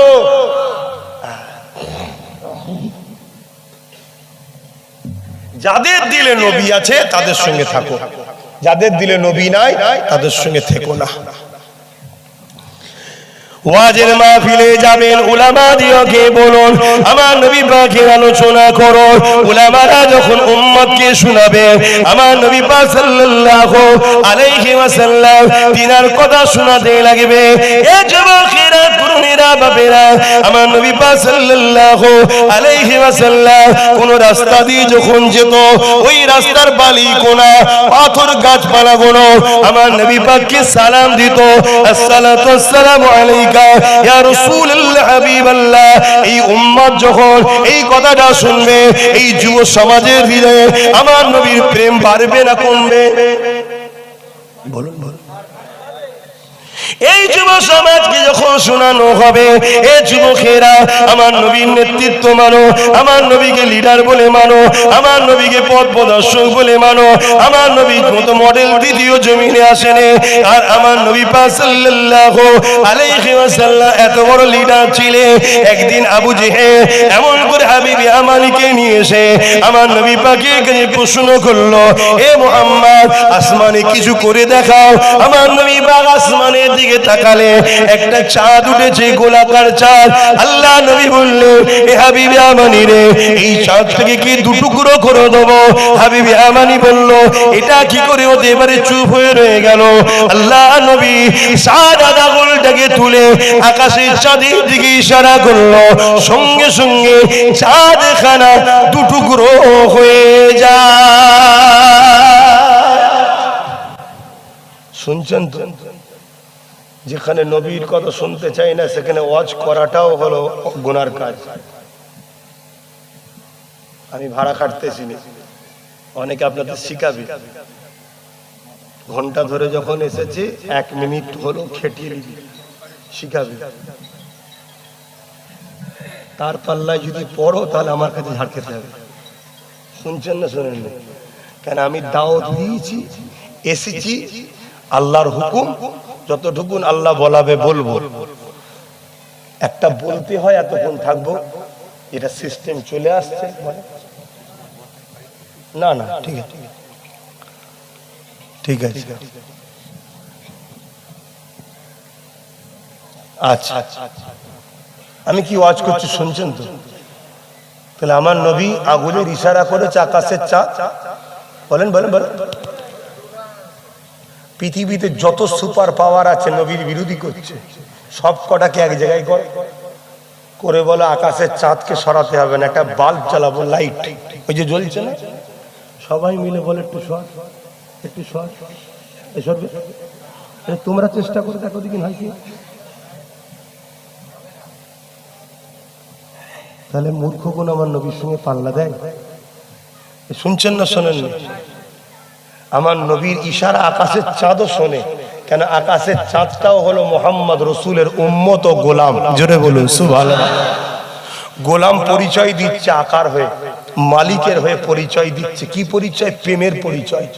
আমার আকা, আমার মালিক মুহাম্মদ আরবি সাল্লাল্লাহু আলাইহি সাল্লাম আমাকে বলেছে দুটুকরো হ, দুটুকরো হ। আর আজকে যদি নবী আপনাকে একটা ছুরি দিয়ে বলে পোড়া আঙুলটা কেটে দে, এই মুসলমান, আল্লাহ নবী বলেছেন তোমরা কোরআনের মাহফিলে গিয়ে বসবে। সাহাবা হুজুররা জিজ্ঞেস করলে হুজুর বসলে কি লাভ? আল্লাহ নবী বললেন আল্লাহ খুশি হয়। জোরে বলুন সুবহানাল্লাহ। এর থেকে বড় লাভ আর মনে হয় কিছু দরকার নাই আমাদের। এরপরও নবী বলেছেন চুপ করে বসে থাকলেও ছোট ছোট গোনা গোনা এমনি মাফ হয়ে যায়। জোরে বলুন সুবহানাল্লাহ। আল্লাহ নবী আরো বলেছেন কেউ যদি দ্বীন ইসলাম শেখার জন্য দ্বীনি মাহফিলে গিয়ে বসে, এটা একটা মাদ্রাসা, এই পাশেই একটা বিশাল বড় জামিয়া আছে, তাতুলিয়া আবু জাফরিয়া সিদ্দিকিয়া ইসলামিয়া জামিয়া মাদ্রাসা, বিশাল বড় প্রতিষ্ঠান, হাজার হাজার সন্তানেরা পড়াশোনা করছে। ওটাও যেমন মাদ্রাসা, কিন্তু ওটা একটা সিলেবাস ভিত্তিক, ক্লাস ভিত্তিক। এটা কিন্তু অনেক পুরাতন মাদ্রাসা। আমার নূর নবী যখন মদিনার নবাবিতে দিনের আলোচনা করতেন, সেখানে বয়স্করাও বসতো, মিডিয়ামরাও বসতো, বাচ্চারাও বসতো, আর পর্দার আড়ালে মা বোনেরা বসতেন। দিনের আলোচনা নবী করতেন, সব শিখতেন। এটা হচ্ছে সেই পদ্ধতির একটা মাদ্রাসা। আল্লাহ নবী বললেন, কেউ যদি দিন শিখার জন্য 1 ঘন্টা কোনো জায়গায় যে বসে, আল্লাহ পাক তার জন্য 40 বছরের নফল ইবাদতে সওয়াব তার নেকিতে আমল নামায় লিখে দেয়। জোরে বলুন সুবহানাল্লাহ। তাহলে এটা সেই জায়গা যে জায়গার ফজিলা সম্বন্ধে আমরা সবাই কম বেশি জানি, কিন্তু দুঃখের বিষয় আলোচনা করার পূর্বেই বলে নিচ্ছি, এই জায়গাগুলো বিশ্ব জুড়ে নষ্ট করার একটা পরিকল্পনা চলছে, যাতে করে আম সাধারণ মানুষের মাইন্ডে ঢুকে যায় কি হবে জলসা দিয়ে, ও মোল্লা মলিরা খেই করবে, এ ওর পিছনে বলবে, ওর পিছনে বলবে, এইসব দিয়ে লাভ নেই। যাতে সাধারণের মাথায় এই কথাটা ঢোকে, এটা কিন্তু একটা ইসলামের দুশ্মনদের পরিকল্পনা। কেন, লক্ষ কোটি এমন লোক আছে যারা ওই মাদ্রাসায় যেতে পারেনি, স্কুলে গেছে, কলেজে গেছে, ভার্সিটিতে গেছে, ডাক্তার হয়েছে, উকিল হয়েছে, প্রফেসর হয়েছে, কিন্তু জেনারেল লাইনের শিক্ষা হলে ইসলামের শিক্ষা নাই। আমার মুজাদ্দেদ জামান পূর্ব ভারতে এই সিস্টেমের মাদ্রাসাটাকে চালু করেছে, যেটা কামলিওয়ালা মদিনাতে চালু করেছিলেন, সেই অনুসরণ করে, যাতে করে সাধারণ মানুষ 1-2 ঘন্টা বসে দিন ইসলামের গুটিকত কথা শুনে। কিছু যদি নাও শুনতে পারে, একটা বাহানায় বসে গিয়ে দরুদ পড়বে, সুবহানাল্লাহ বলবে, হাত তুলে দোয়া চাইবে। হতে পারে একদিন দরুদ পড়তে পড়তে, তওবা করতে করতে, দোয়া চাইতে চাইতে 10 বছর, 20 বছর, 50 বছর ধরে বসে অনেক বাপ আছে। আল্লাহ চাইলে একদিন তার দোয়া তওবাকে কবুল করে নিতে পারেন। জোরে বলুন সুবহানাল্লাহ। কিন্তু আজ কিছু অসাধু ব্যক্তি ইসলামের লেবাসে, ইসলামের ঘরে সেজে এই কোরআনের মাহফিল, দিন ইসলামের মাহফিল গুলোকে মানুষের কাছে একটা খিল্লির জায়গা বানাবার চেষ্টা করছে। কেউ কারো সমালোচনার মধ্যে দিয়ে, কেউ এমন নাটকীয় ষড়যন্ত্র করছে যেন মনে হচ্ছে নাটকের একটা মঞ্চ। আবার কেউ কেউ এই মঞ্চটাকে ব্যবহার করে সরল প্রাণ উম্মতের ঈমানকে চুরি করার একটা পদ্ধতিও তৈরি করছে। আবার এই মাহফিল থেকে আজকের তারিখ পর্যন্ত হাজারো লাখো উলামা আছে যাদের উদ্দেশ্য থাকে সামনে ওয়ালাদের হৃদয়ে আল্লাহ ও নবীর প্রেমটাকে ঢুকাতে হবে, সেই বুঝেই আলোচনা করে। জানি না আমি উপযুক্ত হতে পেরেছি কি, তবে আল্লাহর কাছে দোয়া চাই, আপনারাও দোয়া করেন। যতক্ষণ আল্লাহ বলাবেন, যতদিন আল্লাহ বলাবেন, উদ্দেশ্য যেন এটাই থাকে সামনে ওয়ালাদের হৃদয়ে আল্লাহ ও রসুলের প্রেম দিবার জন্য যেন কথা বলতে পারি। নিজের ব্যক্তিগত কোনো রাগ মিটানোর জায়গায় এটা নয়, নিজের ব্যক্তিগত পজিশন ঠিক করার জায়গায় এটা নয়, নিজের দল তৈরি করার জন্য এই জায়গাটা নয়। এই জায়গার মাকসাদ একটাই হবে, আল্লাহ ও রসুলের পক্ষে, আল্লাহ ও রসুলের বিরোধী যারা, তাদের থেকে উম্মতকে বাঁচাবার চেষ্টা, এটাই হওয়া দরকার। আল্লাহ যেন আমাকে ওর উপরে আমল করার তৌফিক দেন, বলুন আমিন। আরো জোরে বলুন আল্লাহুম্মা আমিন। আশা করছি আপনারা বুঝতে পারছেন। তাই যারা দূরে দূরে আছেন, মাইকের আওয়াজ শুনতে পাচ্ছেন, এই নামাজ পড়েছেন, অনেকে সন্ধ্যায় নামাজ পড়ে অভ্যাস আছে একটু চা খাওয়া, একটু নাস্তা করা।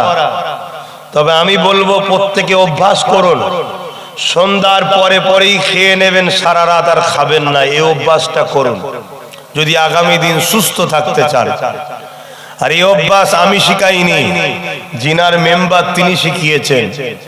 এখানে কারো কথা হবে না, এখানে কথা হবে দোনো জাহানের সুলতান নবীদের নবী আহমদ মুস্তফা মোহাম্মদ মুস্তফা সাল্লাল্লাহু আলাইহি ওয়াসাল্লামের কথা হবে। জোরে বলুন সুবহানাল্লাহ। কেন এটা হলো কোন স্টেজ নয়, এটা মেম্বার শরীফ, মেম্বারে নবাবী। এখানে নবীর কথা হওয়ার জায়গা এটা। যদি কেউ কোরআনের আলোচনা করে মনে রাখবেন কোরআনটাও হলো আমার নবীর লাইফ স্টাইল। জোরে বলুন সুবহানাল্লাহ। আম্মা জান আয়েশা সিদ্দিকা রাদিয়াল্লাহু তাআলা আনহা বলেন, সাহাবা হুজুররা জিজ্ঞেস করলেন আম্মা জান আমার নবী কেমন ছিলেন? আম্মা জান আয়েশা হুজুর বললেন, কেন তোমরা কোরআন পড়ো না? সাহাবা হুজুররা বললেন, হ্যাঁ পড়ি। আমার আম্মা জান আয়েশা সিদ্দিকা বললেন, তোমার নবী হলো 30 পারা কোরআন, অর্থাৎ কানা খুলুকুল্লাহুল কোরআন। তোমার নবীর লাইফ স্টাইলটাই হলো কোরআন। জোরে বলুন সুবহানাল্লাহ। অর্থাৎ নবী যা কিছু করেছে কার হুকুমে? জোরে বলুন, কোরআনটা কার? অর্থাৎ কোরআন অনুযায়ী করেছে। জোরে বলুন সুবহানাল্লাহ। কোরআন বুঝতে গেলে সবথেকে উত্তম হলো নবীর জীবনী বুঝতে হবে। তাই ইমামে গাজ্জালি হুজুর বললেন, তোমরা যদি মুক্তি ও নাজাত পেতে চাও তোমরা দুটো জিনিস বেশি বেশি করো, একটা হলো দরুদ আর একটা হলো নবীর জীবনী পড়ো।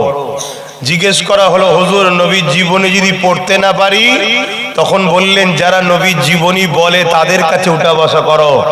কেন নবীর জীবনী পড়েই আজকে আমেরিকা ইউরোপ দেশ মুসলিম হচ্ছে। ইউরোপ দেশের মানুষ তাদের গবেষণায় বলছে 2040 বা 45-এর মধ্যে ইউরোপ দুনিয়া সংখ্যা গুরু হবে ইসলাম। জোরে বলুন সুবহানাল্লাহ।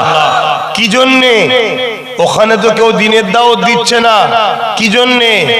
তারা আমার নবীর জীবনী পড়ছে, তারা সোশ্যাল সাইডে যাচ্ছে, প্রফেট মোহাম্মদ রাসূল সাল্লাল্লাহু আলাইহি সাল্লামের লাইফ স্টাইলকে, জীবনীকে দেখছে, দেখে তারা গবেষণা করছে যে ইনার মতো মানুষ আসে না আর আসতে পারে না, তাই ইনাকে মানতেই হবে।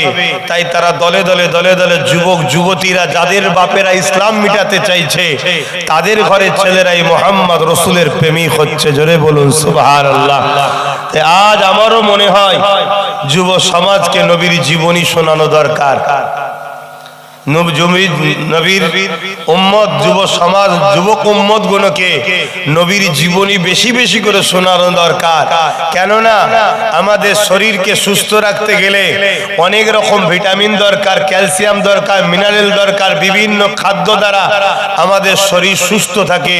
ঠিক তেমনি আমাদের ঈমানকে সুস্থ রাখতে গেলে দুটো জিনিস লাগে।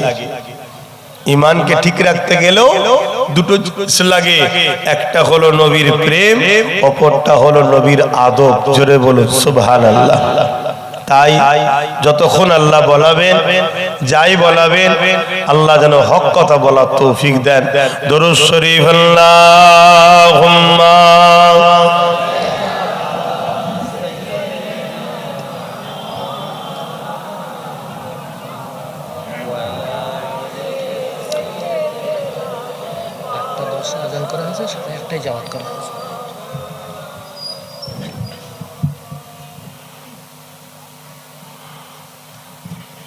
একটু সমস্যা হচ্ছে, অন্য কিছু নাই। শরীর খুব গরম হয়ে গেছে, রাত জেগে ফেলছি, শরীর খুব গরম হয়ে গেছে। না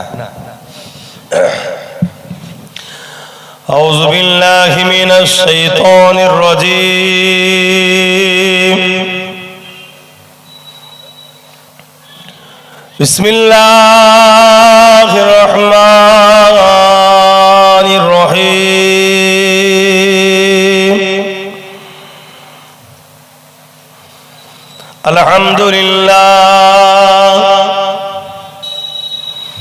আলহামদুলিল্লাহ নাহমাদুহু ওয়া নাস্তাঈনুহু ওয়া নাস্তাগফিরুহু ওয়া নু'মিনু বিহি ওয়া নাতাওয়াক্কালু আলাইহি ওয়া নাউযু বিল্লাহি মিন শুরুরি আনফুসিনা ومن سيئات أعمالنا من يهدي الله فلا مضل له ومن يضلله فلا هادي له ونشهد أن لا إله إلا الله وحده لا شريك له ونشهد أن سيدنا وحبيبنا ومولانا محمدا عبده ورسوله أما بعد فيا أيها الحاضرون رحمكم الله قال الله تعالى في كلام المزيد والفرقان الحميد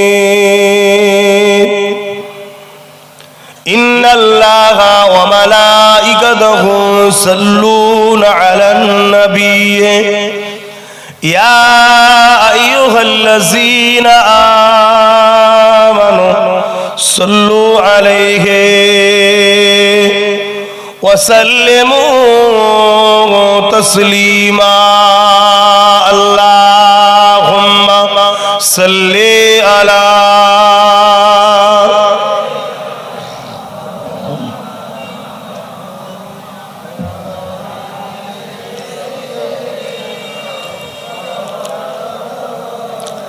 আমার বাপজানেরা ভাইরা দরুদ মোহাব্বতে পড়তে হবে এখান থেকে বার করতে হবে এখান থেকে তারপরে বেরোবে হাকিকাতে এখান থেকে পড়তে হবে আর ওই জায়গাটা ফাঁকা আছে দেখতে খারাপ লাগছে এই কটা ভাই যদি চলে আসতেন নবীর মাহফিল সৌন্দর্য হতো আমি তো আলোচক শুধুমাত্র মাহফিল তো আমার নয় মাহফিল আমার রাসূলের দিন ইসলামটাই তো নবীর তাই একটু রাস্তা দেন আপনারা তো আবার গোল করে রাস্তা জাম করে দিয়েছেন যারা আসতে চাইছে তারা তো ডিঙিয়ে ডুঙিয়ে আসতে হবে আবার এরকম করলে হবে না এটা তো আমাদের ইমানের দুর্বলের প্রমাণ দিচ্ছে যে আমাদেরকে ডাকতে হয় অথচ যেখানে যেতে আল্লাহ নিষেধ করেছে সেই গানে ডাকতে লাগে না টিকিট কেটে যায় যে খেলাকে ইসলাম নিষেধ করেছে সেখানে টিকিট কেটে যায় জানি না কাদের কিছুদিন আগে আসার সময় দেখছিলাম বিশাল ভিড় একটা মেলা না কি হচ্ছে আমি জানি না অনেক জায়গায় তো পীরের নামে মেলা হয় যেখানে মেলা হয় গান বাজনা হয় ছেলে মেয়ে একসাথে ঘরে আপনি দাওয়াত করেন চাই না করেন ওটা আল্লাহর আইনে হারাম কোন পীরের আইনে জায়েজ আছে কি আমার জানা নাই আল্লাহর আইনে হারাম আপনি যদি আল্লাহর আইন মানেন তাহলে হারাম আর যদি পীরের আইন মানেন তাহলে জায়েজ আমার দেখার দরকার নেই বাবা আর আমি এটাও জানি না কোন পীর করছে তিনি করেছিলেন বা করতে বলছেন না পীরের নামে কিছু লোক ব্যবসা খুলছে সেটাও আমার জানা নেই তবে বলবেন মনে রাখবেন অনেক কষ্টের পর কিন্তু ইসলাম এসেছে ইসলাম মানতে পারেন না তবুও কাঁদাকাটি করলে ছাড় আছে ইসলামের ক্ষতি করলে কিন্তু ছাড় নয়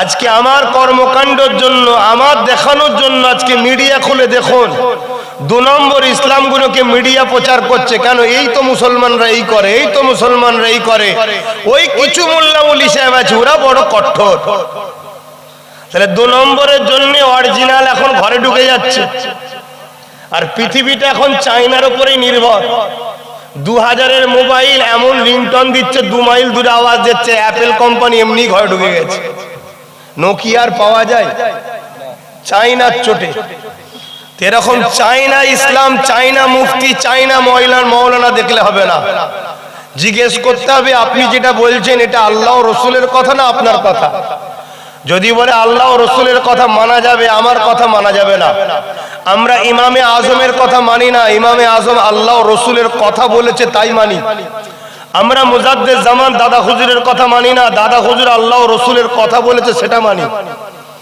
খুব ভালো করে শুনেন ইসলামে দুটো জিনিস চলে, একটা হলো কিতাবুল্লাহ আর একটা হলো হাবিবুল্লাহ, আর কারো কথা চলে না। একটা হলো আল্লাহর কথা কালামুল্লাহ কোরআন, আর আল্লাহর বন্ধু হাবিবুল্লাহ মুহাম্মদ সাল্লাল্লাহু আলাইহি ওয়াসাল্লাম। আমি বড় দুঃখের সাথে বলছি, কেউ যদি হালকা বয়সে ফাংশনে যায়, যাত্রায় যায়, কাবিরা গুনাহ হবে। আর কেউ যদি ধর্মের নামে ফাংশন করে, মেলা দেয়, ঈমান চলে যাবে। যান কোন মুফতির কাছে ফতোয়া নেবেন, দেখুন কেন আপনি ধর্মকে কলঙ্কিত করছেন, ধর্মকে আপনি বদনাম করলেন, ধর্মের নামে মিথ্যা প্রচার করলেন, এর জন্য আপনার ঈমান চলে যাবে। কিন্তু আপনি হালকা বয়সে ফাংশন গেছে, ঈমান যাবে না, কাবিরা গুনাহ হবে। তওবা করবেন, আল্লাহ বড় দয়ালু, বড় দয়ালু, বড় দয়ালু, মাফ করে দেবেন। জোরে বলুন সুবহানাল্লাহ। তাই আমি আবার বলবো, আমার যুব সমাজ, আপনাদেরকে খেলনা ধরিয়ে দিয়ে অরিজিনালটা কেড়ে নিচ্ছে, আপনাদের হুঁশি নাই। বাচ্চারা যখন কাঁদে দেখবেন আমরা খেলনা ধরাই, বাচ্চা খেলনা পেয়ে যে অরিজিনালের কথা ভুলে যায়। তা আমাদেরকে 2 নম্বর ধরিয়ে অরিজিনালটা কেড়ে নিচ্ছে। যারা ইসলামকে মিটাতে চায়, কোরআনকে মিটাতে চায়, রাসূলের আদর্শকে মিটাতে চায়, তারা আমাদেরকে গান দিচ্ছে, যাতে করে ওই নিয়ে ব্যস্ত থাকি। এই সুযোগে ওরা আমার নবীর দিনকে মিটাচ্ছে। আমাদেরকে জুয়া দিচ্ছে, মেলা দিচ্ছে, নাটক দিচ্ছে, ফাংশন দিচ্ছে, আর এই সুযোগে আমার রাসূলের দিনকে একটা একটা করে অপারেশন করে শেষ করে দিচ্ছে। আর আমার যুব সমাজ তারা গানে ব্যস্ত, মেলায় ব্যস্ত, জুয়ায় ব্যস্ত, খেলাতে ব্যস্ত, হই হই ব্যস্ত, খেয়ালই নাই আমার নবীর দিনকে এরা ধ্বংস করে দিচ্ছে। আল্লাহ ছাড় দিয়েছে, ছেড়ে দেয়নি। আল্লাহর দিনের জন্য আল্লাহ যথেষ্ট, কারো প্রয়োজন নেই আমার আল্লাহর। কিন্তু আমরা ওসিলা হিসাবে দাবি করেছি। আল্লাহ কত বড় সুপার পাওয়ার জানেন তো? সামান্য একটা নমুনা কিছুদিন আগে দেখালেন।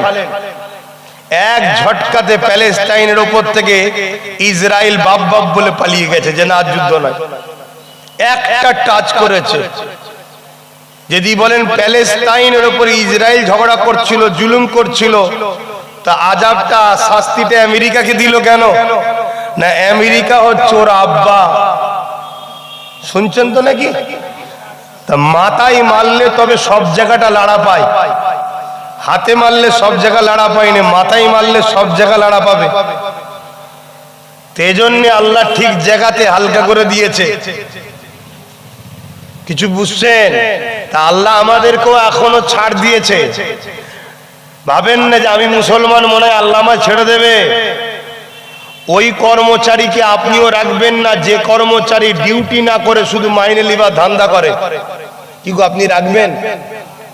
তাহলে আল্লাহ আমাদেরকে সৃষ্টি করেছে বেকার নাকি? এমনি এমনি কিছুতে একটা কাজ দিয়েছে। যদি আমরা সেই কাজ না করি, আল্লাহ আমাদেরকে কেন রাখবে? যাদের সঙ্গে মিশি, যাদের তাসাব্বা করি, যাদের অনুসরণ করি, যাদের কালচারে আমাদের জিন্দেগি, তাদের সঙ্গেই আল্লাহ আমাদেরকে মিটিয়ে দেবে। এখানে অনেক উলামারা রয়েছেন, তিনারা আমার থেকে আরো ভালো বলতে পারবেন। তারপরও দাদা হুজুর আওলাদ হিসাবে আপনারা আমাকেই বলতে দিয়েছেন। এটা অস্বীকার করার কোনো জায়গা নেই বাপ, এটা আমার কোনো কৃতিত্ব নয়। উলামা ভাইয়েরা মনে কষ্ট নিলেও কিছু করার নেই, এটা আল্লাহ প্রদত্ত নিয়ামত। আমার থেকে হয়তো অনেক বড় বড় আলেম উলামা রয়েছে, তারা আমার থেকে ভালো বলতে।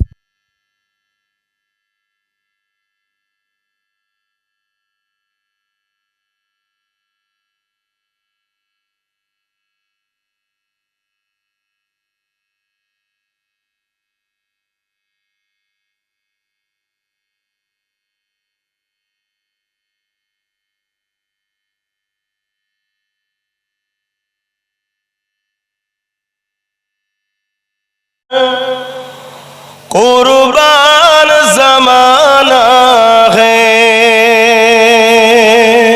आरो जोरे बोलुन ना सुबहानाल्लाह।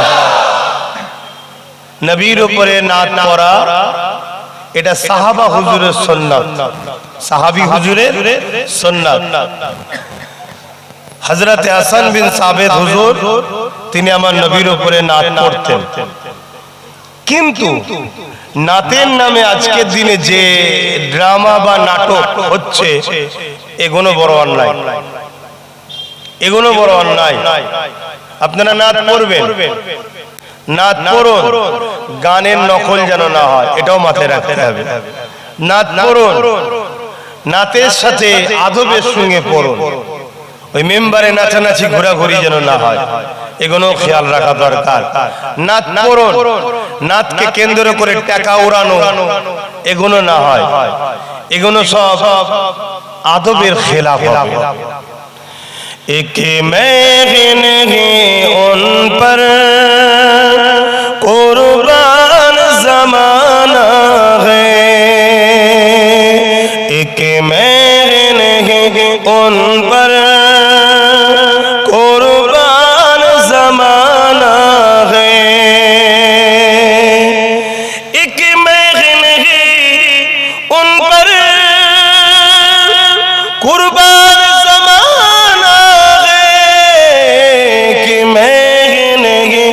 उन पर कुर्बान ज़माना है, जो रब दो आलम का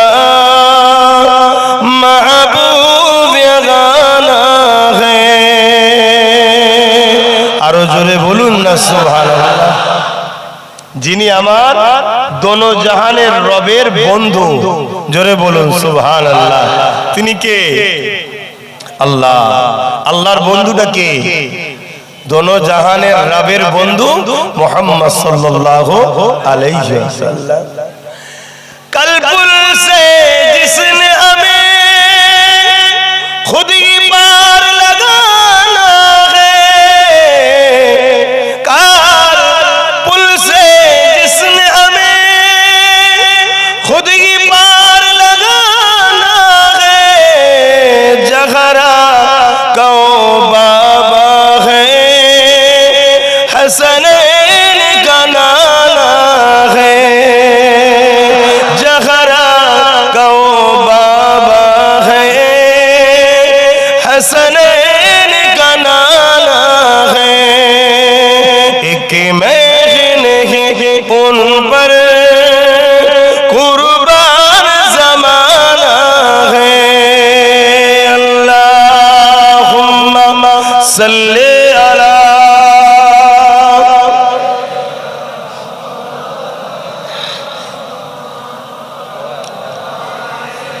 हबीब।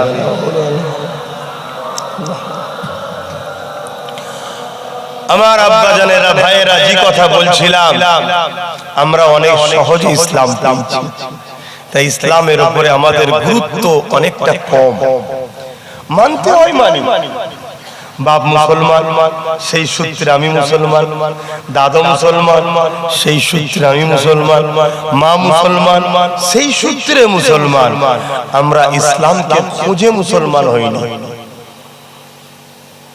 অনেক সহজে পেয়েছি, জন্ম নিয়েই দেখেছি। আমি আমার কথা বলছি, জন্ম নিয়েই দেখেছি চারিদিকের মসজিদ আজান হচ্ছে, চারিদিকে কোরআন তেলাওয়াত হচ্ছে, বাপের মাথায় টুপি, মুখে দাড়ি, মা কোরআন পড়ে, রোজা রাখে, সহজে মুসলমান।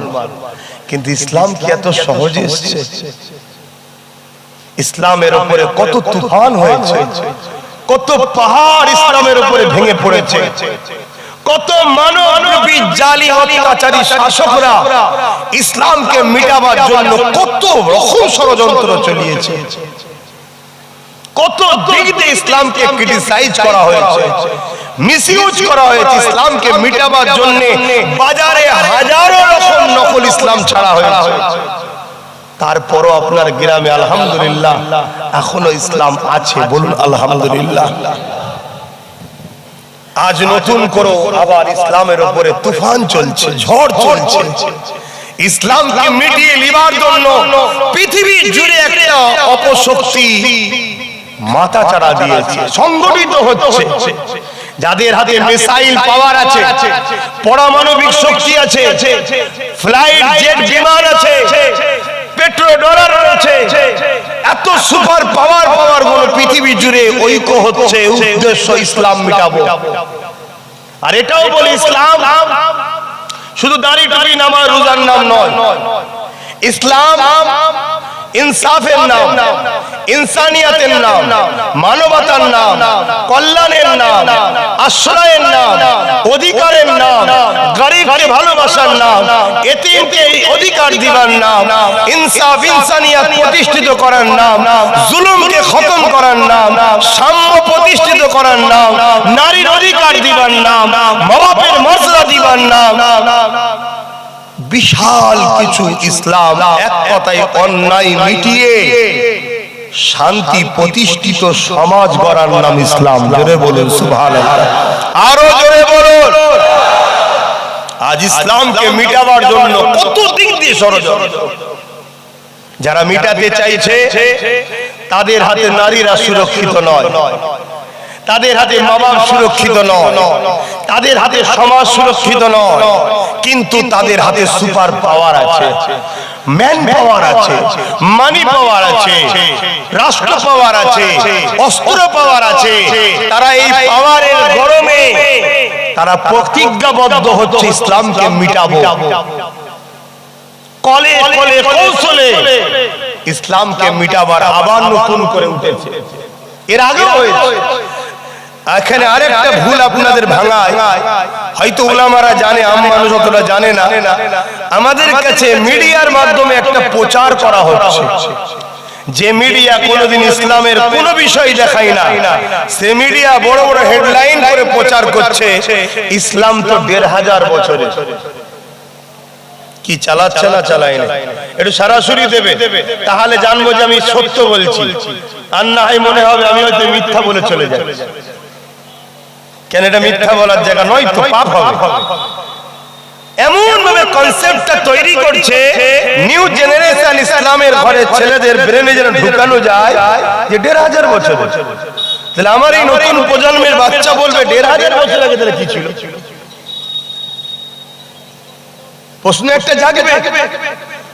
তাই আজ আপনাদেরকে জানাই, আমি অন্য কোন ধর্মের সমালোচনা করব না। কার কত বয়স, কে কবে জন্ম হয়েছে, কোন ধর্মের কি আছে না আছে, ও আমার দেখার দরকার নেই। আমি এটা বলতে চাইছি, ধর্ম মানুষের জন্য হয়। ইসলাম সেদিন থেকে যেদিন পৃথিবীতে দুটো মানুষ এসেছিল, তার আগে কোন ধর্মেরও প্রয়োজন নাই। কেন? ধর্ম মানুষের জন্য, জীবজন্তুর জন্য ধর্মের প্রয়োজন নাকি ভাই? কথা বলছেন না? মানুষের জন্য।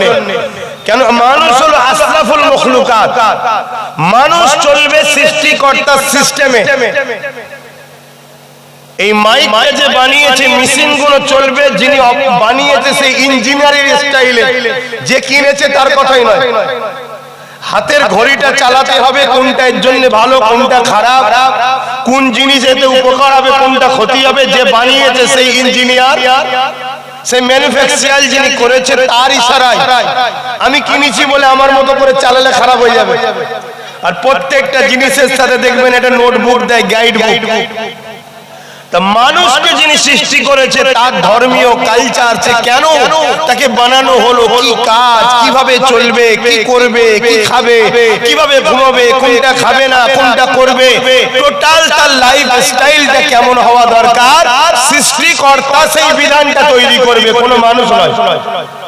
কেন? বানানোওয়ালা জানে এর জন্য কোন খাদ্যটা ভালো, কোনটা ক্ষতি, এর জন্য কি কতক্ষণ ঘুমানো ভালো, কতক্ষণ ঘুমানো খারাপ, এর জন্য কোন জিনিসটা ভালো, কোন জিনিসটা ক্ষতিকারক।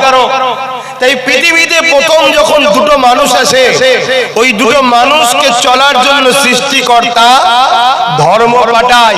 ওই দুজন মানুষ একটা ধর্মের উপরে চলেছিল, ওই ধর্মটার নাম হলো ইসলাম। জোরে বলুন সুবহানাল্লাহ, আরো জোরে বলুন সুবহানাল্লাহ।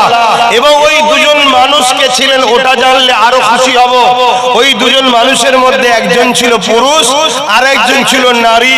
পুরুষটা ছিল আমাদের সবার আব্বাজান হযরতে আদম সফিউল্লাহ, নারীটা ছিল আমাদের সবার আম্মাজান হযরতে হাওয়া আলাইহিমুস সালাম। জোরে বলুন সুবহানাল্লাহ। আমাদের আব্বা বলতে মুসলমানের নয়, শুধু মুসলমানের নয়, মানুষের আব্বা। সে হিন্দু হোক, খ্রিস্টান হোক, আদিবাসী হোক, দলিত হোক, সাঁওতাল হোক, খ্রিস্টান হোক, মতুয়া হোক, শিখ হোক, পাঞ্জাবি হোক, দুলে হোক, বাগদি হোক, যেই হোক সব বাপ আদমের বেটা, মা হাওয়ার ছেলে। এই সূত্রে হিন্দু আমার ভাই, আদিবাসী আমার ভাই, দলিত আমার ভাই, আদিবাসী বোনেরা আমার বোন, হিন্দু বোনেরা আমার বোন, সব আমরা ভাই বোন এই সূত্রে। বাপ আদম মা হাওয়ার ছেলে মেয়ে আমরা। এবারে কার কি পছন্দ, আমার কোন ভাইয়ের কি পছন্দ, কোন বোনের কি পছন্দ, তার পছন্দ তার কাছে থাক। আমরা ভাইয়ে ভাইয়ে ঝগড়াঝগড়ি করতে চাইছি না, এবং করার ইজাজত আমার বাপ আদমও দেয়নি, আর আমাদের নেতা শিক্ষক প্রফেট মুহাম্মদ সাল্লাল্লাহু আলাইহি সাল্লাম তিনিও ইজাজত দেয়নি। কিন্তু আলহামদুলিল্লাহ আমরা আমাদের বাপের ধর্মের উপরে আছি। জোরে বলুন সুবহানাল্লাহ, আরো জোরে বলুন সুবহানাল্লাহ। দিদি বলেন কি করে বললেন? বাপ আদম আর মা হাওয়া এক প্রভুর উপাসনা করত। কজনের? আর ইসলামের প্রথম কথা হলো লা ইলাহা ইল্লাল্লাহ। লা ইলাহা ইল্লাল্লাহ, নেই কোনো ইলাহা, নেই কোনো মালিক, নেই কোনো রব, একমাত্র আল্লাহ ছাড়া। আল্লাহ ছাড়া কোনো রব নেই, আল্লাহ ছাড়া কোনো প্রভু নেই, আল্লাহ ছাড়া কোনো সৃষ্টিকর্তা নেই।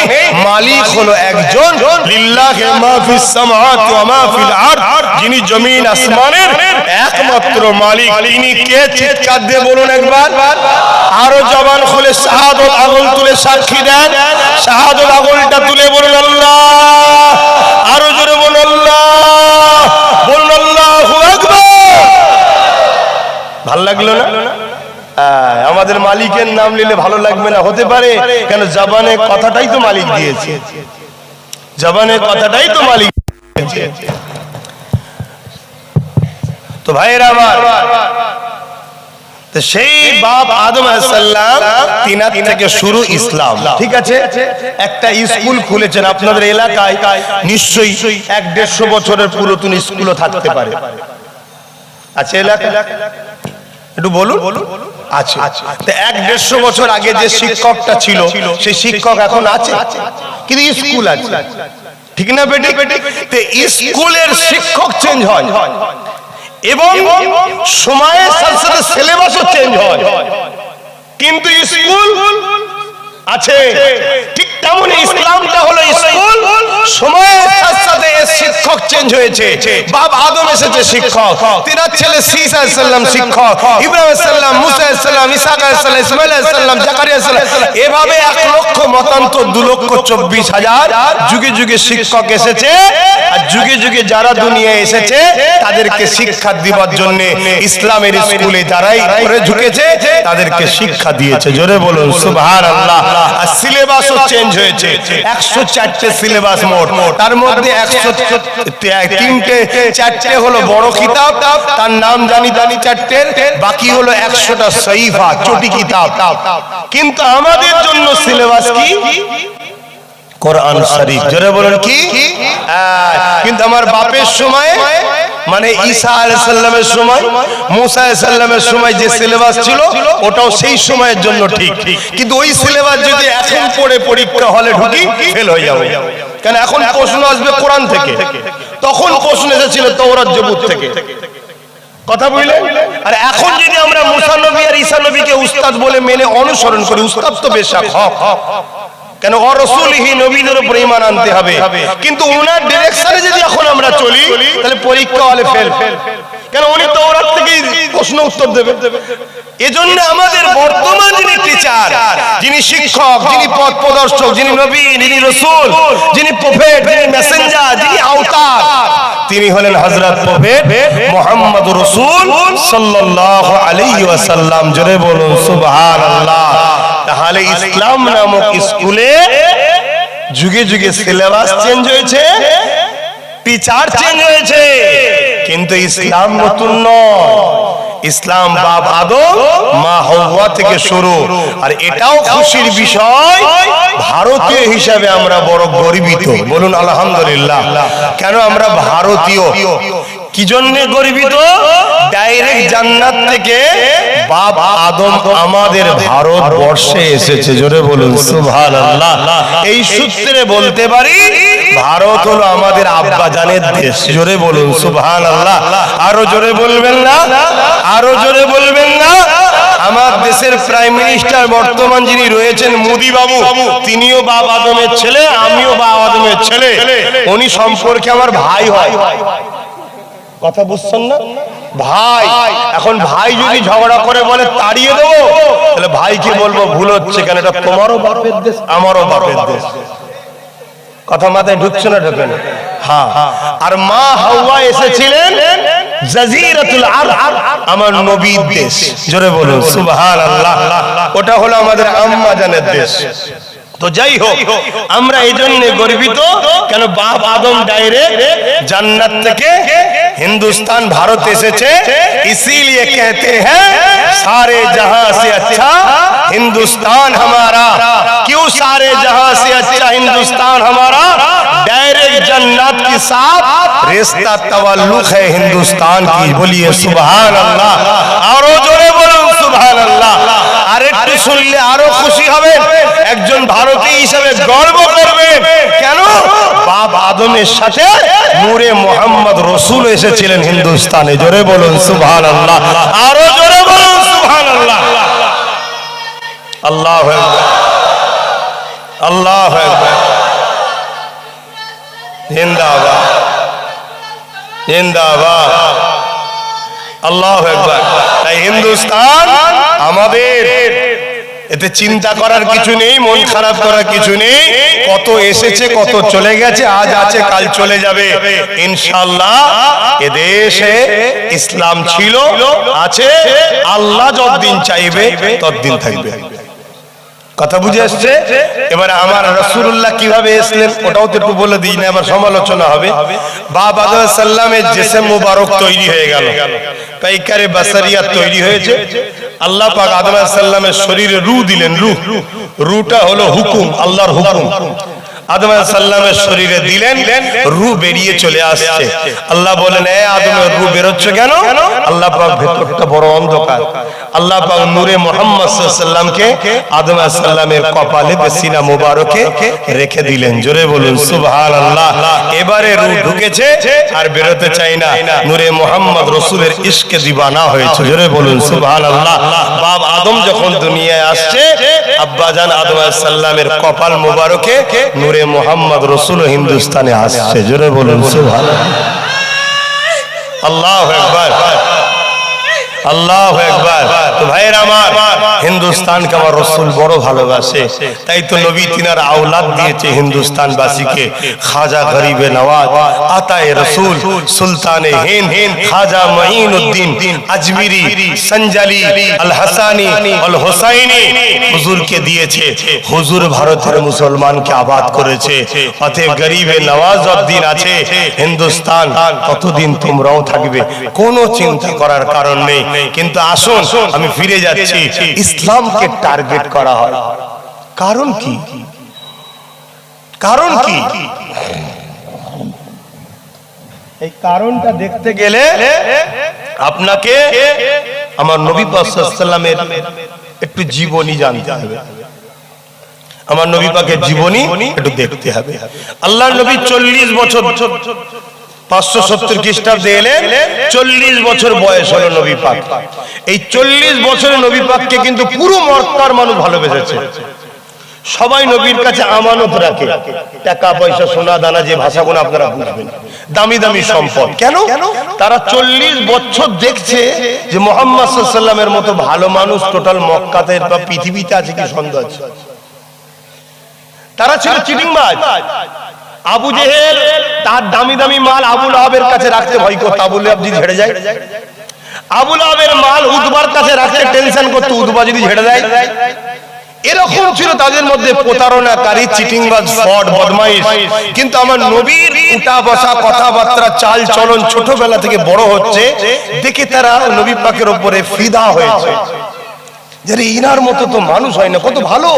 তা দা ওনার কাছে সব দামি দামি জিনিসপত্র আমার নবীর কাছে রাখে। তাদের কিছু সমস্যা হলে আমার নবীর কাছে আসে, নবী তাদের যা বলে দেয় তারা সেটা মেনে নেয়। কোনো ঝগড়া হলে আমার নবী যা বলে সেটা মেনে নেয়। কাবায় পাথর রাখবে কে, এই নিয়ে তাদের মধ্যে একটা ঝগড়া হয়েছিল। তখনও নবী নবুয়তের ঘোষণা দেয়নি। আমার নবী পরামর্শ দিল যেটা, আমি ওদিকে যাব না, অনেক বড় কথা হয়ে যাবে তাহলে। তারা সেটা মেনে নিয়েছে। কেন? আমার নবীর আখলাক দেখে, চরিত্র দেখে, ভাষা দেখে, উঠা বসা দেখে, কাজকাম দেখে, চালচলন দেখে, মানববন্ধন দেখে, সম্প্রীতি দেখে, মনুষ্যত্ব দেখে, মানুষের সঙ্গে মিল মহব্বত দেখে তারা কিন্তু ফিদা হয়েছে, ভালোবেসেছে। নবী পাক সাল্লাল্লাহু আলাইহি ওয়াসাল্লাম 40 বছর যেই হলেন, কাবা শরীফের পাশে একটা উঁচু জায়গায় দাঁড়িয়ে নবী বললেন, এ আমার প্রতিবেশী এদিকে আসো। সবাই জড়ো হলো। আরে আজকে কি বলবে মুহাম্মদ সাল্লাল্লাহু আলাইহি ওয়াসাল্লাম, কি বলবে? তারা ভালোবাসে, সবাই হাজির হয়েছে। আমার নবী পাক সাল্লাল্লাহু আলাইহি ওয়াসাল্লাম বললেন, লা ইলাহা ইল্লাল্লাহ আনা মুহাম্মদ রাসূলুল্লাহ সাল্লাল্লাহু আলাইহি ওয়াসাল্লাম। আল্লাহ আমাকে রসুল করে পাঠিয়েছে, আমি মোহাম্মদ আল্লাহর প্রেরিত রসুল, অর্থাৎ মেসেজ দাতা।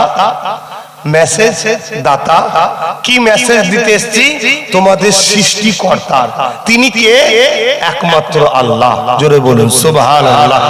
তিনার মেসেজ দিতে এসেছি, আমি তিনার পক্ষ থেকে এসেছি, তিনি আমাকে পাঠিয়েছে। তোমরা এই যে নকল খোদা তৈরি করেছো 360টা, বা নিজেদের মধ্যে যা করছো, এগুলো সব ভুল। তোমরা আমার কথা মেনে নাও। দুশ্মনী শুরু হলো। কি হলো? দুশ্মনী শুরু হলো। আমি আপনাদেরকে এখানে আরেকটা বিষয় জানতে চাইছি। আমার নবী সাল্লাল্লাহু আলাইহি ওয়াসাল্লাম 40 বছর বয়সে দ্বীনের দাওয়াত বা কলেমার দাওয়াত বা নবুয়াতের এলান করেছে। আমার নবী কি সেই দিন থেকে নবী, না তার আগেও নবী ছিলেন? জোরে বলুন। কিন্তু এখানে আপনাদেরকে সজাগ করে যাচ্ছি, 72টা দল হবে উম্মতের মধ্যে, যাদের নামাজ, রোজা, দাড়ি, টুপি, হজ, যাকাত সব থাকবে, কিন্তু তাদের আকীদা হচ্ছে নবী 40 বছর বয়সে নবী হয়েছে, তার আগে নবী ছিল না। এজন্য তারা মিলাদুন নবী করাতে বাধা দেয়। মিলাদুন নবী মানে নবীর ছোটবেলার আলোচনা। মিলাদ মৌলুদ থেকে এসেছে, নবজাতক শিশুর জন্ম বৃত্তান্ত আলোচনা। এজন্য তারা নবীর মিলাদ ছোটবেলায় আলোচনা করতে নিষেধ করে। কেন? তাদের আকীদা হলো নবী 40 বছর বয়সে নবী হয়েছে। এই আলোচনাটাকে গীবত বলে না, এই আলোচনাকে সমালোচনা বলে না, এই আলোচনাটাকে বলা হয় ইসলামের জন্য জরুরি ও উম্মতে মুহাম্মাদীর ঈমান বাঁচাবার জন্য একজন নবীর ওয়ারিস হিসাবে আমার দায়িত্ব। যদি এটা না করি কিয়ামত দিন ধরা পড়ব। কথা বুঝছেন? কেন এই আলোচনাটা তারা করে? যদি কেউ এই আকীদা দিলের মধ্যে রাখে যে নবী 40 বছর বয়সে নবী হয়েছে, তার আগে নবী ছিল না, সঙ্গে সঙ্গে সে বেঈমান, ইসলাম থেকে বাদ হয়ে যাবে। ইসলাম থেকে যখন সে বাদ, সে দাড়ি রেখেছে, নামাজ পড়েছে, রোজা রেখেছে, হজ করেছে, তার উপরে যখন কোন ইসলামের দুশমনরা জুলুম করবে, সে আল্লাহর সাহায্য, জোরে বলুন, পাবে না। ইসলামের দুশমনরা চাইছে আমাদেরকে সূরাতে সকলে মুসলমান রাখবে, আকীদাতে বেঈমান বানাবে। তাই তারা কোটি কোটি ডলার টাকা খরচ করে এই উলামা সূরাতে মুনাফিক সমাজের মধ্যে প্রজেক্ট করছে, যারা আমাদেরকে শিখাচ্ছে নবী 40 বছর বয়সে নবুয়তের ঘোষণা দিয়েছে, সেদিন থেকে নবী নবী হয়েছে, তার আগে নবী ছিল না। বলুন নাউযুবিল্লাহ। আরো জোরে বলুন নাউযুবিল্লাহ। আমার নবী তবে নবী ছিলেন লাউলা কালামা খালাকাল আফলাক, যখন কোনো কিছু আল্লাহ বানায়নি, না জমিন, না আসমান, না চাঁদ, না সূর্য, না পাহাড়, না পর্বত, না আদম সফিউল্লাহ, তখনও নবী নবী ছিলেন। তাই আল্লাহ ডাকছেন ইয়াসিন ওয়াল কোরআনিল হাকীম।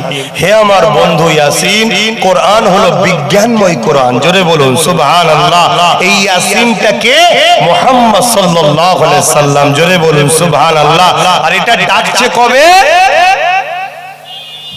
যখন কিছুই নাই, আরশ নাই, কুরসি নাই, লাউহে মাহফুজ কিচ্ছু নাই, তখন আল্লাহ বন্ধুকে ডেকে বলছে ইয়াসিন, হে আমার বন্ধু ইয়াসিন, আমার নবীকে ডাকছে। জোরে বলুন সুবহানাল্লাহ। তো যাক, এই জায়গায় শিখ এটা বললাম। তাহলে আবু জেহেল, উতবা, সাইবা দেখল, আরে মুহাম্মদ রাসূল যা বলছে ঠিক বলছে, কিন্তু আমার ধর্মের ব্যবসা বন্ধ হয়ে যাবে। বোঝেন ধর্মের ব্যবসা? বোঝেন তো নাকি? হ্যাঁ, বুকা পাড়াতে চুনকে দই বলে বিক্রি করা যায়, কিন্তু শিক্ষিত পাড়াতে পাওয়া যাবে? শিক্ষিত লোক তাকে বলবে একটু চেখে দেখি কি, আর বোকা লোক যা ঢাকা আছে বলবে পয়সা লিজা দিয়ে খুলে দেখবে খেয়ে জিভ ফিপ পুড়ে চ ডাক্তারখানায় চ। তাই ধর্মের নামে যারা ভণ্ডমি করেছিল, 360টা খোদা দিয়েছিল, মায়ের সঙ্গে নোংরা কাজ করতো, বেটিগুলোকে জ্যান্ত পুঁতে দিত, শুনছেন? বাচ্চা বাচ্চা ছেলেদের ঘরে নকল খোদাকে খুশি করার জন্য বলি দিত। তারা দেখলো মোহাম্মদ যা বলছে সত্য, যদি রুকা না যায় আমার